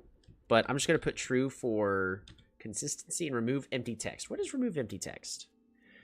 Whether or not to remove empty text messages from split results. The default behaviors treat as false. Empty cells values are added between consecutive delimiters. And we're going to say true on this.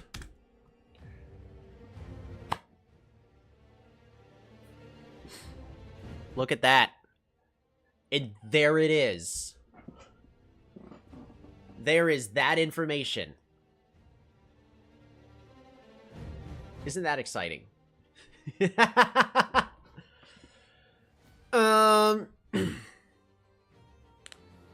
Which means that part works. So that is exactly what we're going to look for. I'm just going to go ahead and cut this. And we're going to go to tribe evaluation. And I'm just going to paste this. But also, we need to do... how do I call from another spreadsheet again? Let me open up my other spreadsheet. Let me open up my other spreadsheet I have. It is covered by gameplay. Oh, it's fine. We'll hide Polytopia. We don't need to see that. Spreadsheetception. I'm gonna actually just open up spreadsheet on my phone, because I actually sometimes during my breaks, if I get one, we'll do that. All right, what's the text again? Right, so in this case, it is going to be apostrophe, and then it's going to be game space data, comma, with an exclamation mark, and then boom. And there we have it. We now have that data from game data on tribe evaluation. Now, you know, how we're going to use this data, we'll figure that out. There's a chance I'm going to use multiple spreadsheets for this in order to appropriately filter out this information. Unless I try to use some more queries, which is a word of saying, like, have the computer filter out the information differently. But I'm probably going to brute force this with multiple spreadsheets. Actually, I need to unlock the spreadsheets really fast. I'm going to go like so, and then just a little bit. There, that should be good. There we go. But what that now allows us to do is I'm just going to go ahead and say, oh yeah, you know what I completely forgot to, you know what I completely forgot to do? Insert one left. Tribe.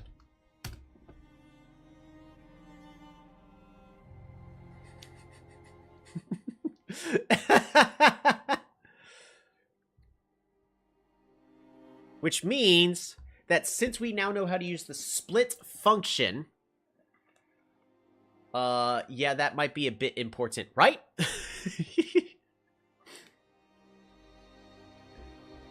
So we can now go over here. We can copy.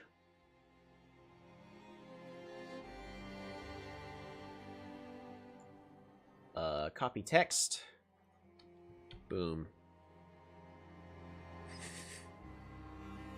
Control Z. Is there a copy selection? Copy message link. Fantastic. Boom. Incorrect. Can I just... Here, edit message. Copy. Please. Boom. So there's that. Game version. Ooh, excellent question. I'm gonna exit to menu really fast. So in this case, it's game version 108. Boom. So with that, we now no longer have a massive text of string for replay.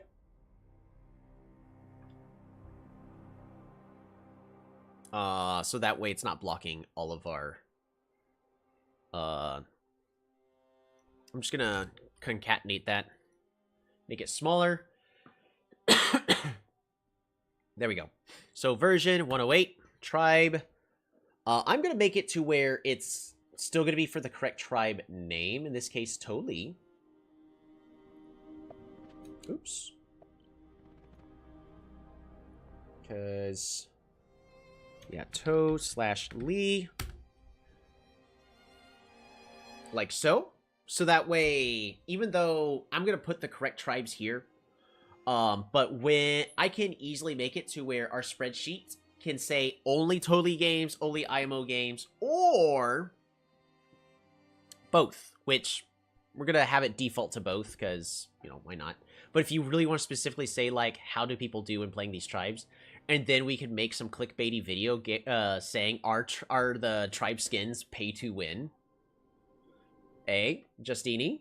It's worth differentiating if it's skin or not. I don't know if it's worth differentiating. I think it is. 100% worth it. I totally forgot about the content possibility. Right. So if we go to replays, and we're going to go ahead and bring Polytopia on back. We're going to open this one up. All the way to the end. All the way to the end. So that way you can click finish game.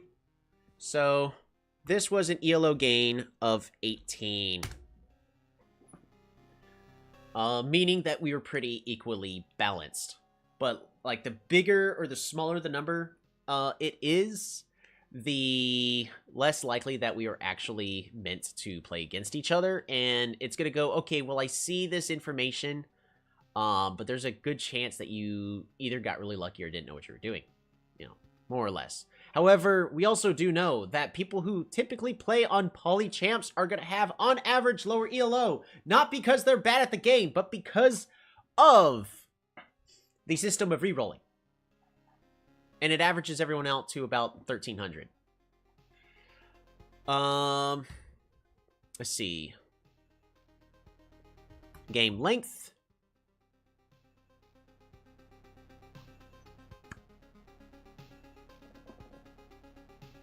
I can get rid of this one. Well,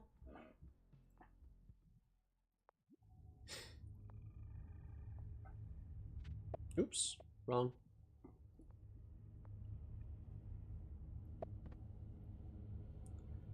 I probably could, but all right, this one technically officially ended on turn 15. So, turn 15.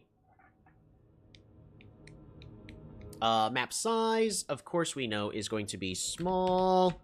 Map type is lakes. Game mode is might, right? Is what it's called. Exit to menu is a tiny bit faster. New game. New game. Yeah, might. So there you go. So we no longer need this. In fact, we can actually delete. This one's just going to be villages. And we can also switch this to stars per turn. And because of all the additional space, so villages per turn. Because it's still going to take up quite a bit of space. Text per turn.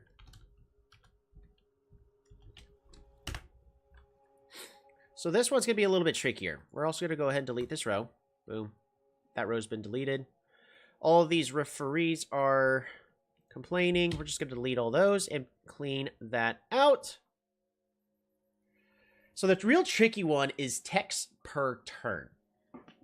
Does one type in every single tech, or do we only count how many tier 1, tier 2, and tier 3 techs we have? I would so I would actually say what tech. No, not every single tech, but just what tech you got on what turn. Because by also using the split function, I can figure out all the techs that you got on each of the turns by first concatenating per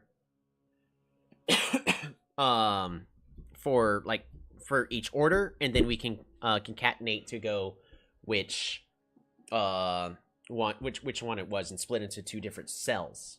So we can actually do something like that. But what that also will allow us to do is show players, like, essentially what kind of text each tribe typically goes. Like, even though they're all going to be somewhat similar, but if we fill in this spreadsheet with this information like this, we could say, like, what is a common tech tree to have by which turn? Because some players, some especially new players, they may actually be looking for that kind of information, and it'll be harder. And that's why, like, as long as we get started on this now, then this information could be very beneficial. But as y'all know, we've been doing this for an additional hour, but this is just setting it all up. And once the information is properly set up, also, did we get...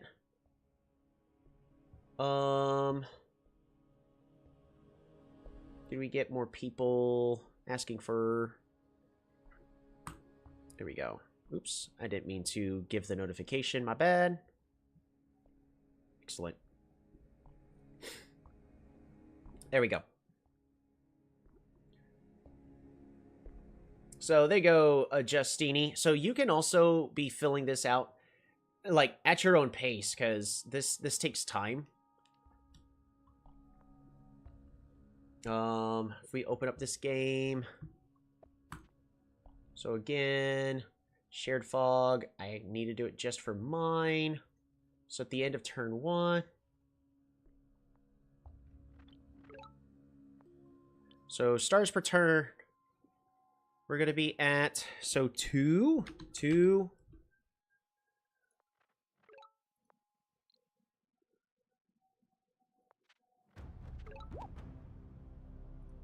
2. If you go to tools, you could turn this into a Google form, which would be much easier to fill out. This is news to me. I've never experimented with Google Forms. There's one, type in every single oh yeah, we already covered that. So turn 3.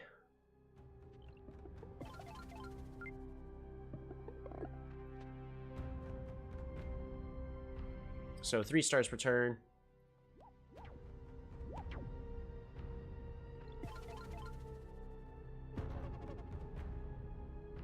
Another 3.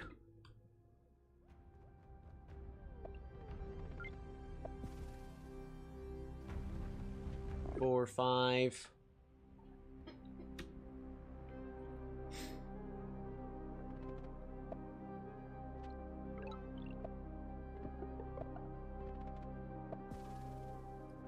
Six, 7.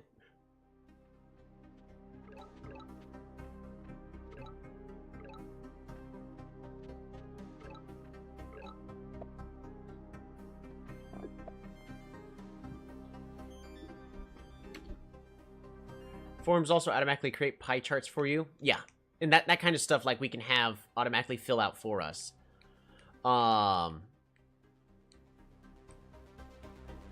But yeah, so that's definitely stuff that can be done. All right, we're on 8. 8. So, like, I was not doing good this game. 9. 10. 11.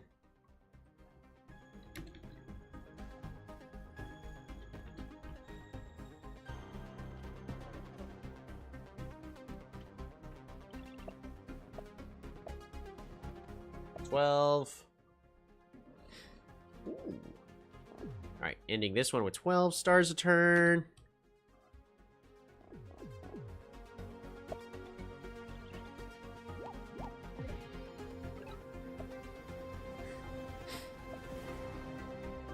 $13.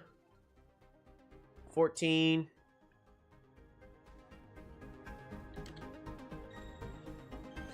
Because there's technically more things that we could have.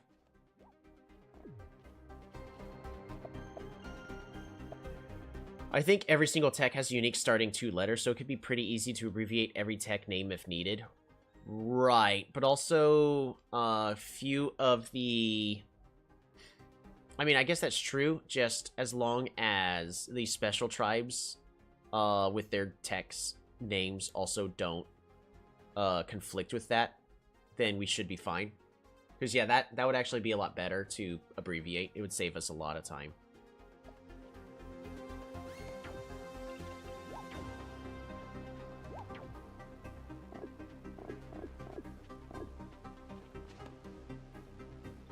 $14.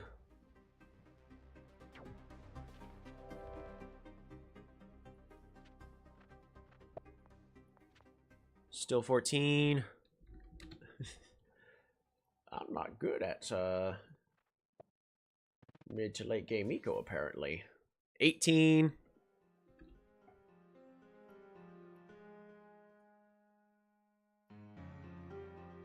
$18. 26. It also polarism and polar warfare. Yeah. Polaris is frostwork, which is the same as free spirit. Also polarism and polar warfare. Yeah.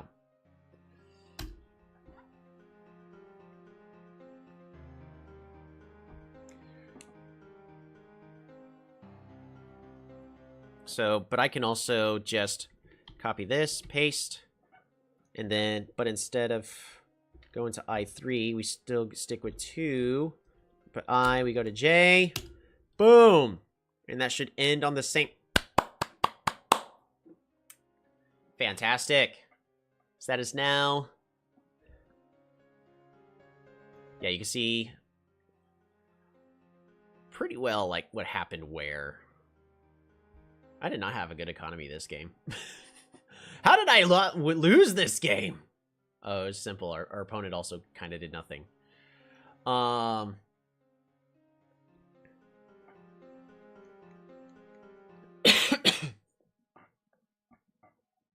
But, yeah, so that is one more. Because, yes, some of these tech names do have a long abbreviation to them. So if we just go to the end of this, and then tech tree overview, zoom this out.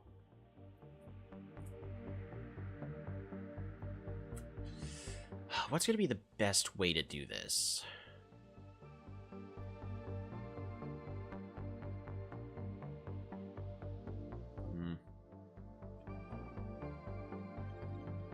Can I turn on...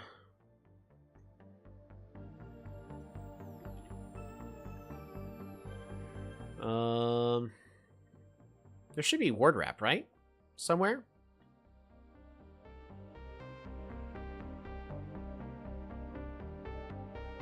Wrapping. Wrap. Yes! No. Control Z.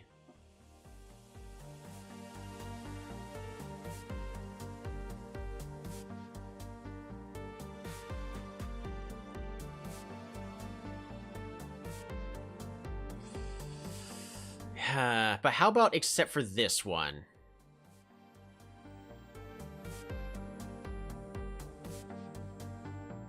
There you go, much better.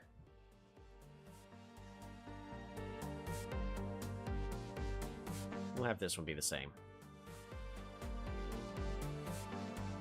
About like so, that should be fine.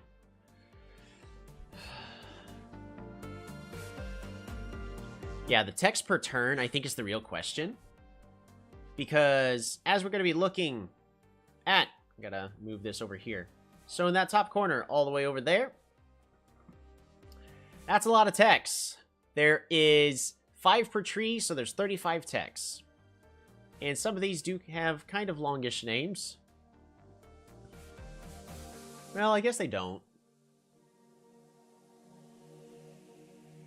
I could try to put in a replay to see if I'm doing things right. Yeah, go for it! Yeah, put in a replay, because it should all be fine. Now, unfortunately, you know, the data won't auto-populate. It'd be great if I could just export and go like, just grab this, but I think Migi1 would technically be upset with that. So we're gonna have to brute force this for now.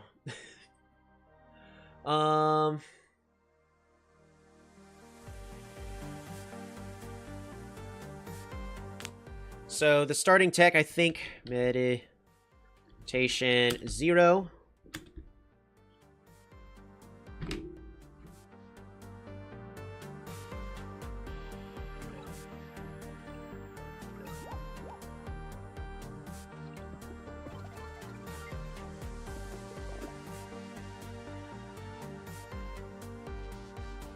So Philo. We'll do med. Med 0, Philo 4. Oh, that's 5. Writing 4.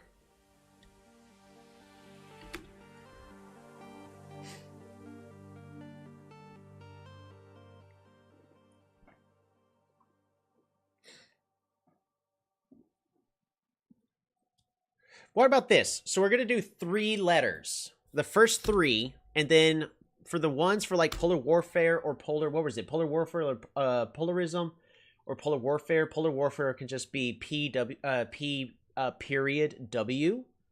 And then I can have the spreadsheets auto figure that out and correct that. I can try to put in a replay, see if doing things right. Yeah. It's like writing 4.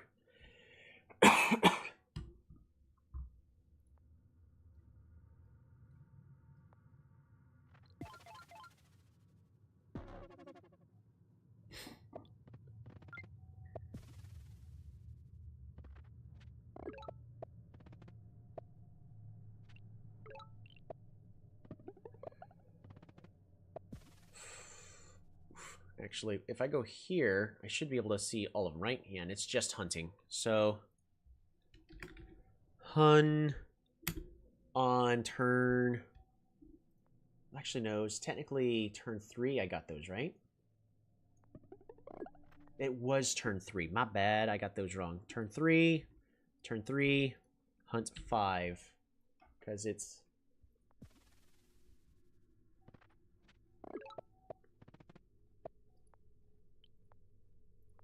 It was turn 6.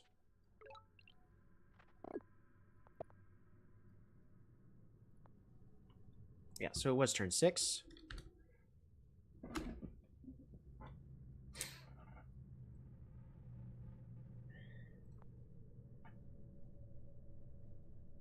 All right, anything on turn 7? Roads. Roa. Oh, roads on turn 7.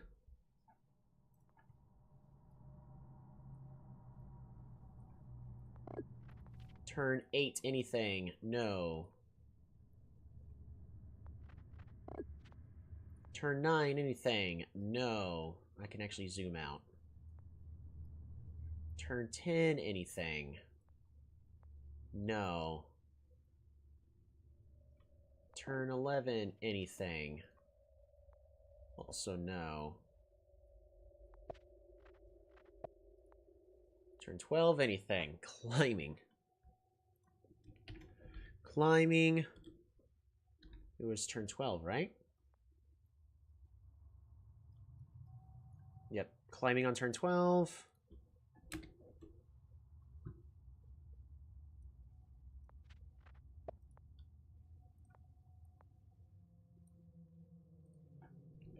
Org on 13.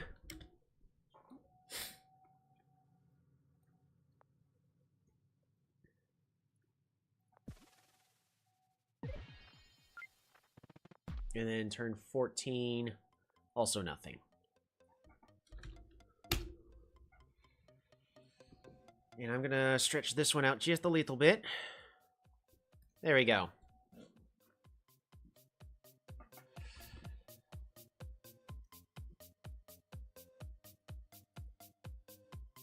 There we go.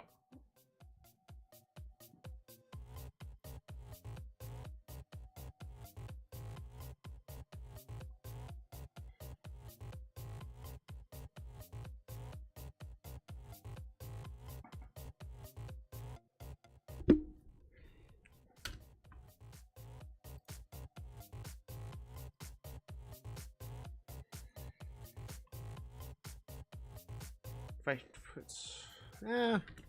Map size and all that's still fine.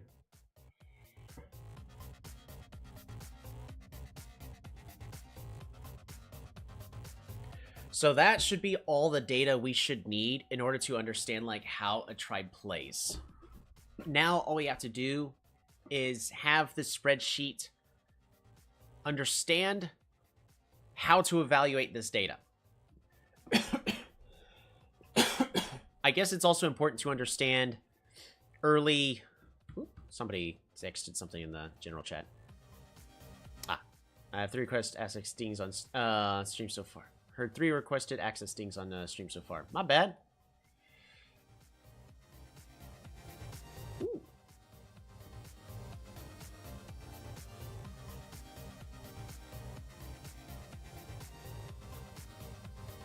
Go.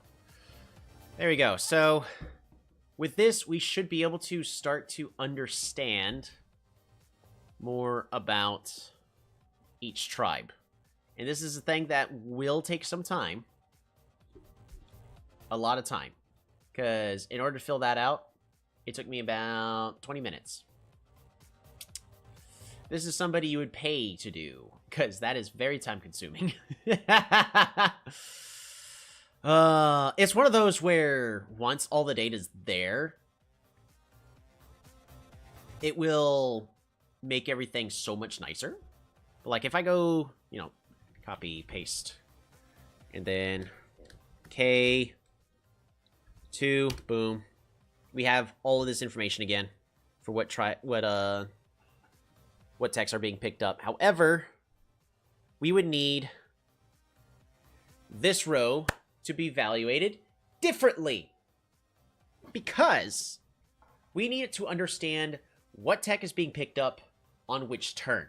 This is just a string of text as far as Excel is aware, but we need to make it understand what each of these are.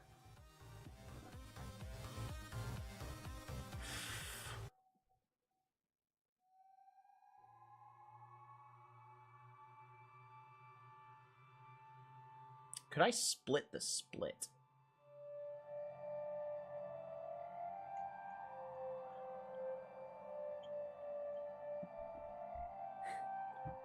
Could I split the split?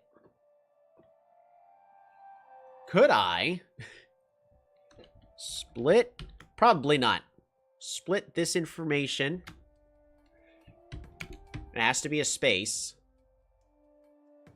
And then true, true.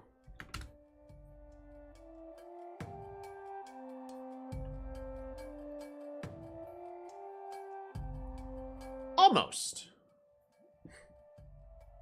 What if I put false on this one? Nope.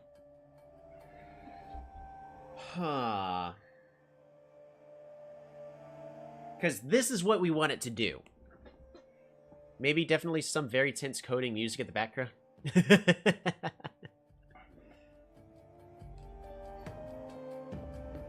Is this not intense enough?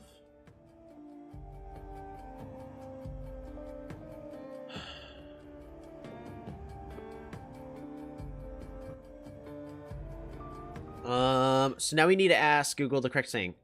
Google Sheets delimit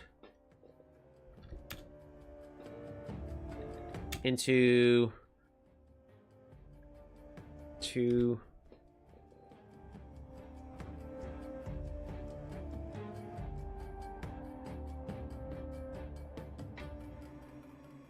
delimit. So I want to make my job easy. Rows and columns. No, not limit. You can split each space, line break, comma, and or semicolon if you use custom separators. Yes.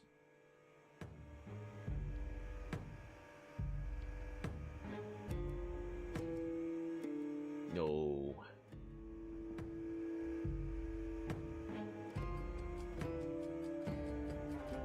I'll split texts of 2 rows.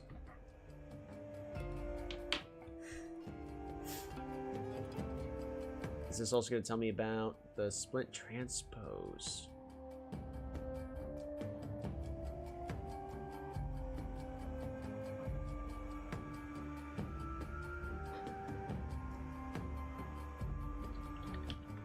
Transpose.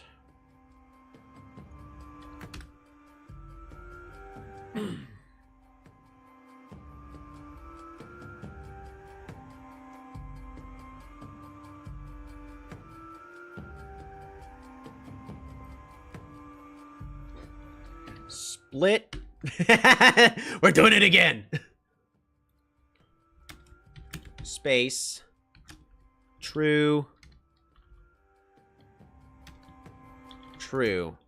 Please work. Dang. Doesn't. I think I filled it out correctly-ish. Let me know if there's anything I'm missing. Yeah, that look. Oh, aquaculture. Is there another tech that starts with AKU? AQU? Is there another tech that does? Oh, aquatism. Yeah, that's probably the best way to do that. A few techs have aqua.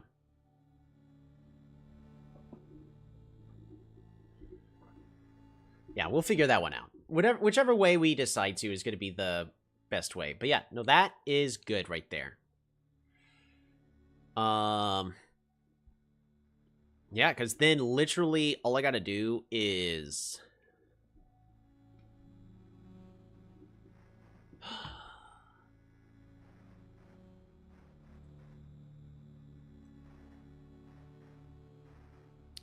What if we put this here instead? And then we... no, that's not going to work. So, I may have to make some dedicated sheets. Specifically to review, like, how each tribe grabs or like does everything, because if we try to put it all of these things onto one sheet, then I think it's going to overcomplicate things. So we would have to say this is the spreadsheet that delimits the villages per turn, to simplify that information, and then we can grab the information correctly from there. So we may just have to use multiple spreadsheets for this. So, like, spreadsheets here, we're just going to rename this to rename tribe villages. And then we will just go over here. We're going to just cut to this text and then paste. Boom. Also, on another note, is it worth inputting unit count? It probably would. But, or like star value of units. Don't get me wrong, the answer to that is technically yes. But also, I want to try to make this as reasonable as possible, because that took you about 10 minutes to fill in that information, and if you have to do that for every game, that's going to be exhausting. If we also have to count every number of units we got, then that's going to make our tasks even more daunting. And I at least want to make it look like this is feasible and literally just ask for this little bit of information, grab 1, 2, 3. I think that's going to be the most reasonable that we will get. Because you can also kind of understand what is going on between each of these turns just with this game data. By seeing villages per turn, like this goes up, we can see here that I lost a village. Okay, cool. And so what ended up happening over there when I lost it, I was improving my economy in the meantime. And then over here, our villages were steadily going up, but there was a moment where just my stars per turn was not, and then I gained stars. Which is a sign that I was fighting, more than likely. Sort of like, without watching your replay, villages per turn, you had a very slow start to this game. You had 2 villages. You could make it so when you can optionally include less data if you don't want to fill out a ton of stuff, or more data, include more stuff. Possibly. That actually, we could definitely do that. Because it's easy to just tell the spreadsheet, hey, don't worry about it. In certain instances. You know what? We're not looking at Polytopia right now, so... Also, I would like to just thank everybody for sticking around. We have been streaming for an additional hour and 20 minutes, and there's still 8 of you here. So, for just to have 8 people watching Polytopia spreadsheet,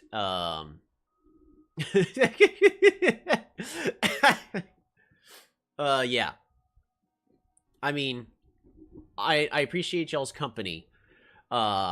I could see some people not wanting to include villages per turn and stuff like that. Villages per others might be totally fine spending half an hour fitting all the data they can. Yeah, because I think villages, because don't forget about the tribes of Omaji, Yadak, Illyrion, Cymanti. They can expand quickly, so this would be an easy way for people to understand which tribes expand faster. P.S. Is the best concept at 20 poly sheets, right? So for this, I could do equals whatever is here, boom. And then we're just going to drag this down. Oops, actually I want to, and we're going to drag this down, boom, just like that. Because then I could do boom, like that. And look at that. We also have your game auto-populated.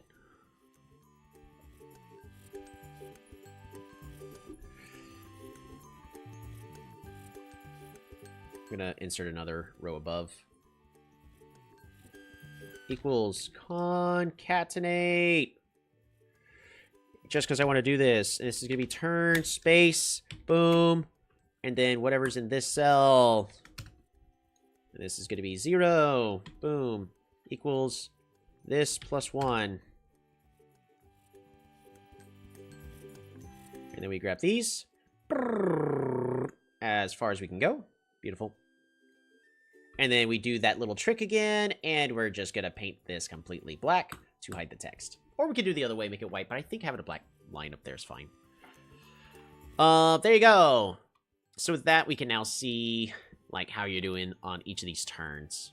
Probably better than me. Yeah, look at that. All right, but game data, so there's that. But what we can now also do, I'm just loving this. Who knew data entry would be this good? Right? I mean, background, I have a degree in game design. I've mentioned this multiple times, but I had a focus on programming because, you know, art's not going to make a game. You can for some, but a game cannot function without code. So I was focusing on the programming.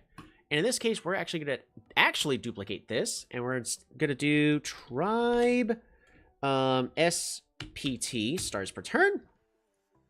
And this is now going to be J, boom. Boom. Look at that. We now also have the stars per turn already done. Excellent. The next question is, how do we turn, because we duplicate this, tribe research, because we can also easily J, K, boom, look at that. We now have science. We now have all of whatever's there done like so. But the real question is how do we make this spreadsheet understand this information? Because first off, this also isn't going to be by turn, so... I think one important thing to note is that games with a lot of fighting means less text, stars per turn, and sometimes villages. Yes.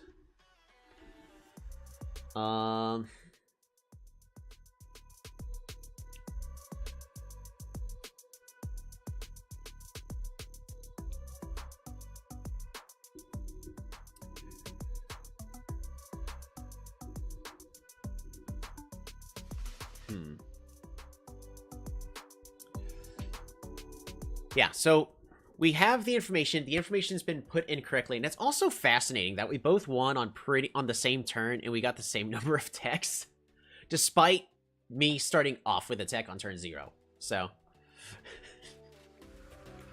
Because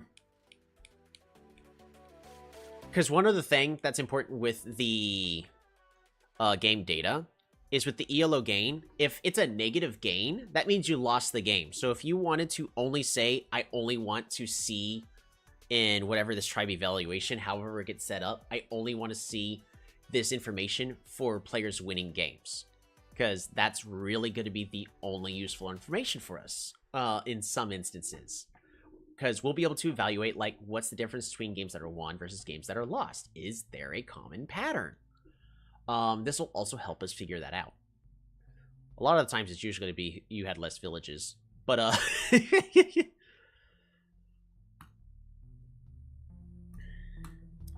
how...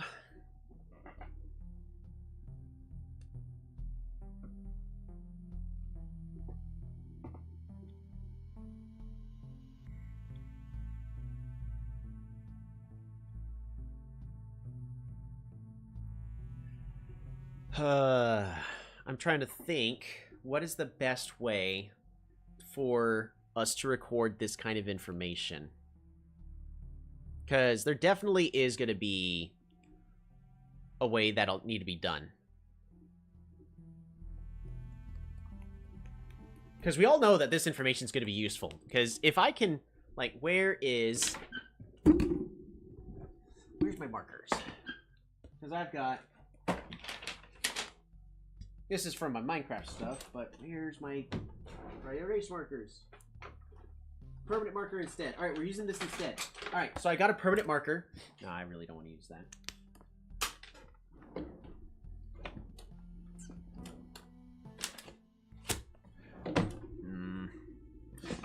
Dang. Well, might have to use something like paint instead. But essentially, like, what we could do is... We're going to bring Polytopia back up. Boom. Welcome back, Polytopia. But we could have essentially like a little bubble sheet, and you can go, what's the most common thing by which turn? And we can have it colored in from like black to this is never picked at this turn to like a blue or fade to a green. I don't know. I can figure something out. I can make it look nice, based off of how common this thing is. And the further you go in the turns, the more the entire thing will be filled up with, green. But if you wanted to say, hey, what is a common tech tree by turn 7? What should I be looking at? We can easily derive and pull that information out and make this easy for ourselves. So we can also make this look nice. It's just gonna take time. But yeah, the real question is, because I can go through.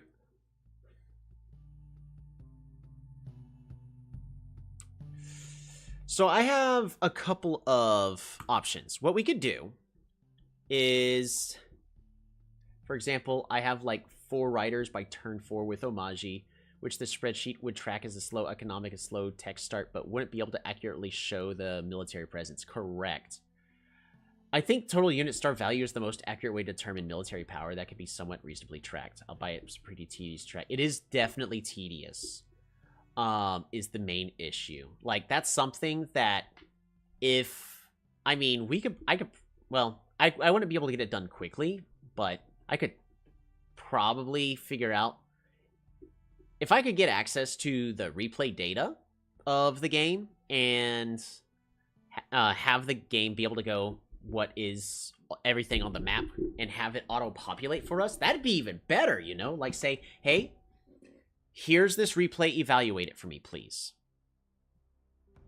But, pretty certain that stuff that Midgy1 specifically says do not do. So, I'll respect him. As, I'll respect that, because it's his precious baby. Type emoji to insert an emoji. Ooh.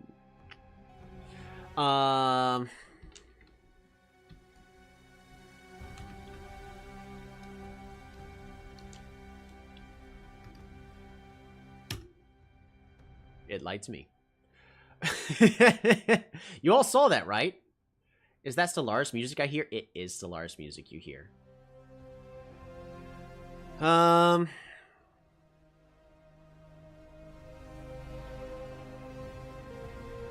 Because there is one other thing that could be done, which is to make a really big spreadsheet to go, here's all 35 techs. Which turn do they get picked up?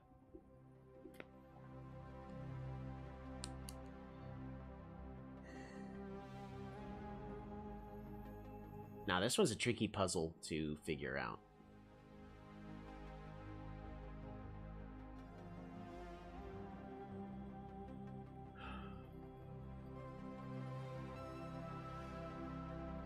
Because again, I want to figure out how to convert this into useful information.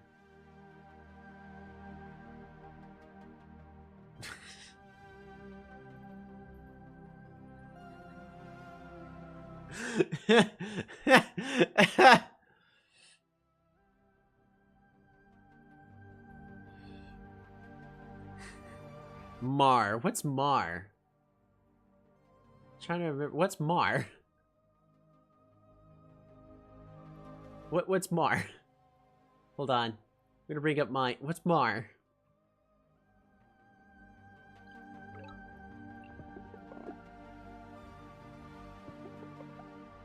Marine life.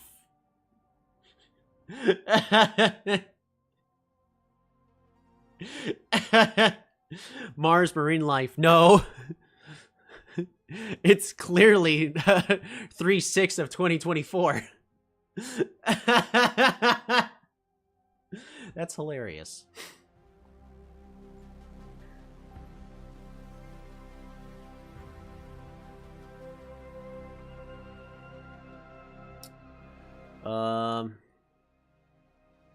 That's hilarious.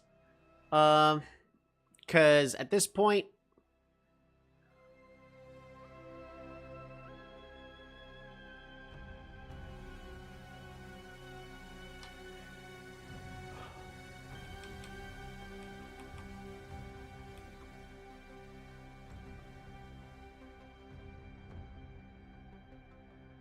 oh wait, Polaris has both Polarism and Polar Warfare as text. They might overlap.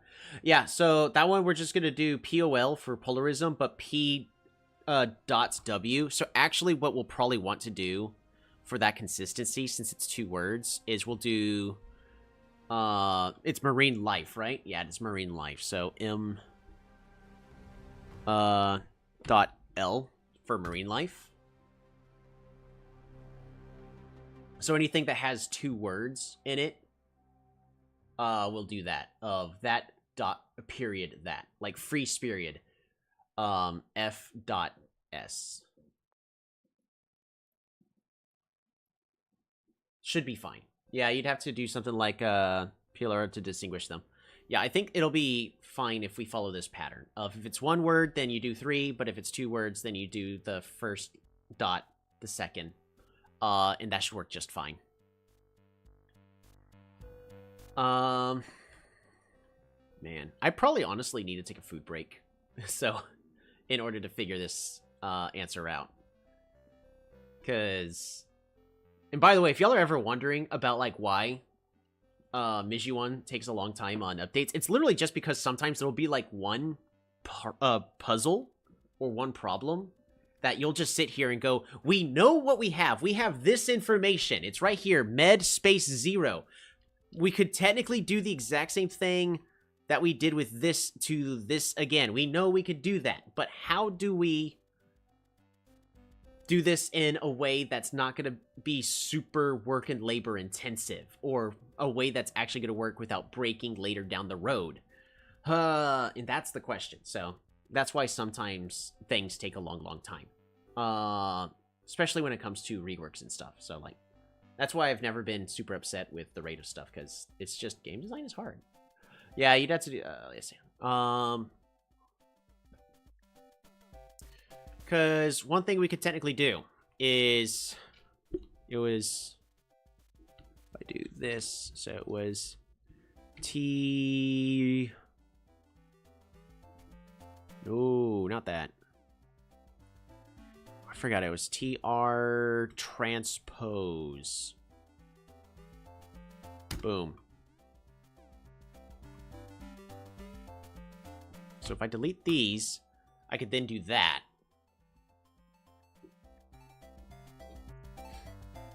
Does that make it any better? I don't think so. I really don't think that makes a difference.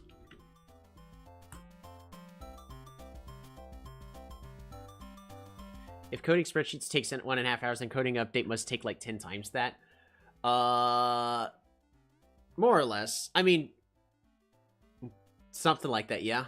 Because don't forget, I'm not having to bug fix any of this. The only thing I'll know is like, oh, well, this value has absolutely nothing.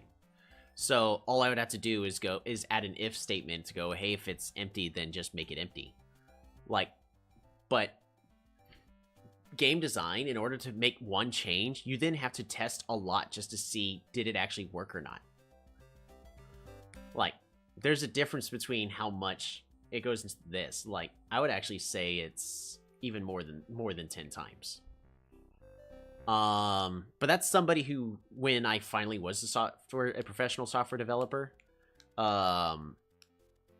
like it took sometimes like a couple days to make something, but then a week to figure out why something wasn't working the exact way it needed to work.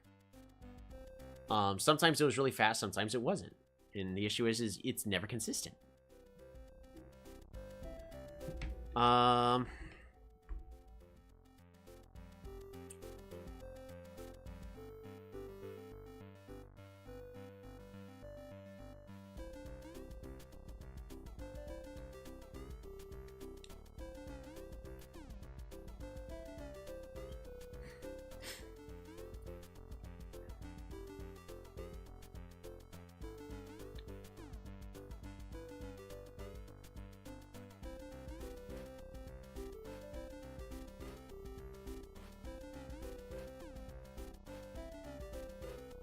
I really don't want to make a really long if statement.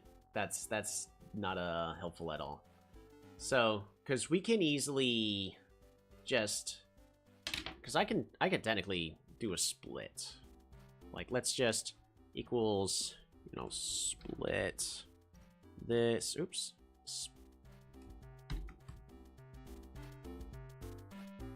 That with a space. And then we'll just say that. Split by each. And then I'm just going to put false. And then another false. We'll see what happens when we do that. Right? Ha! Alright, didn't matter.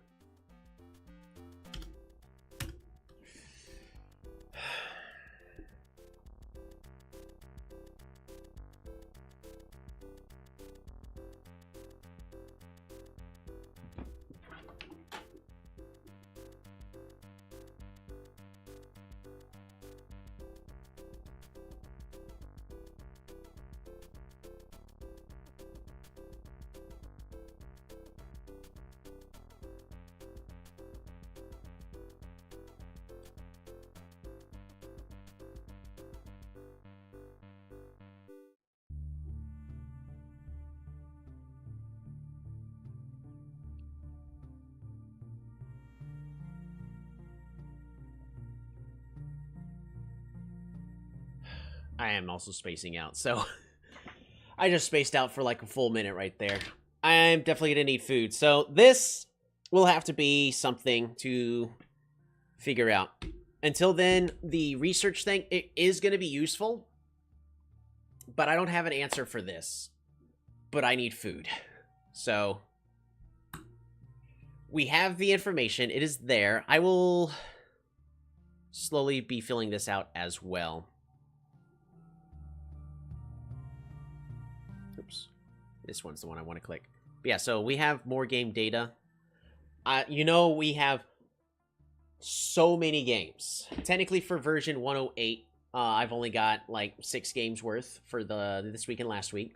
But we technically already have, well, thanks to Justina Linguini, we now have 7 games of data available to us. A lot for Aquarion, by the way, so we'll be able to use Aquarion as an excellent base to go, how do we take this data and make it useful for us to read and analyze?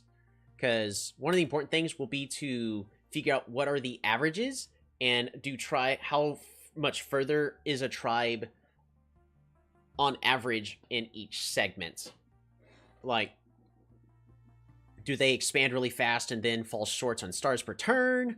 Or do they pick up a lot of text and fall behind? Or do they require a lot of text in order to get the stars? Like, we'll be able to figure out that information, and also evaluate like how well tribes do. So, looking forward to getting this information, but it is going to take some time. So, for now, I need food.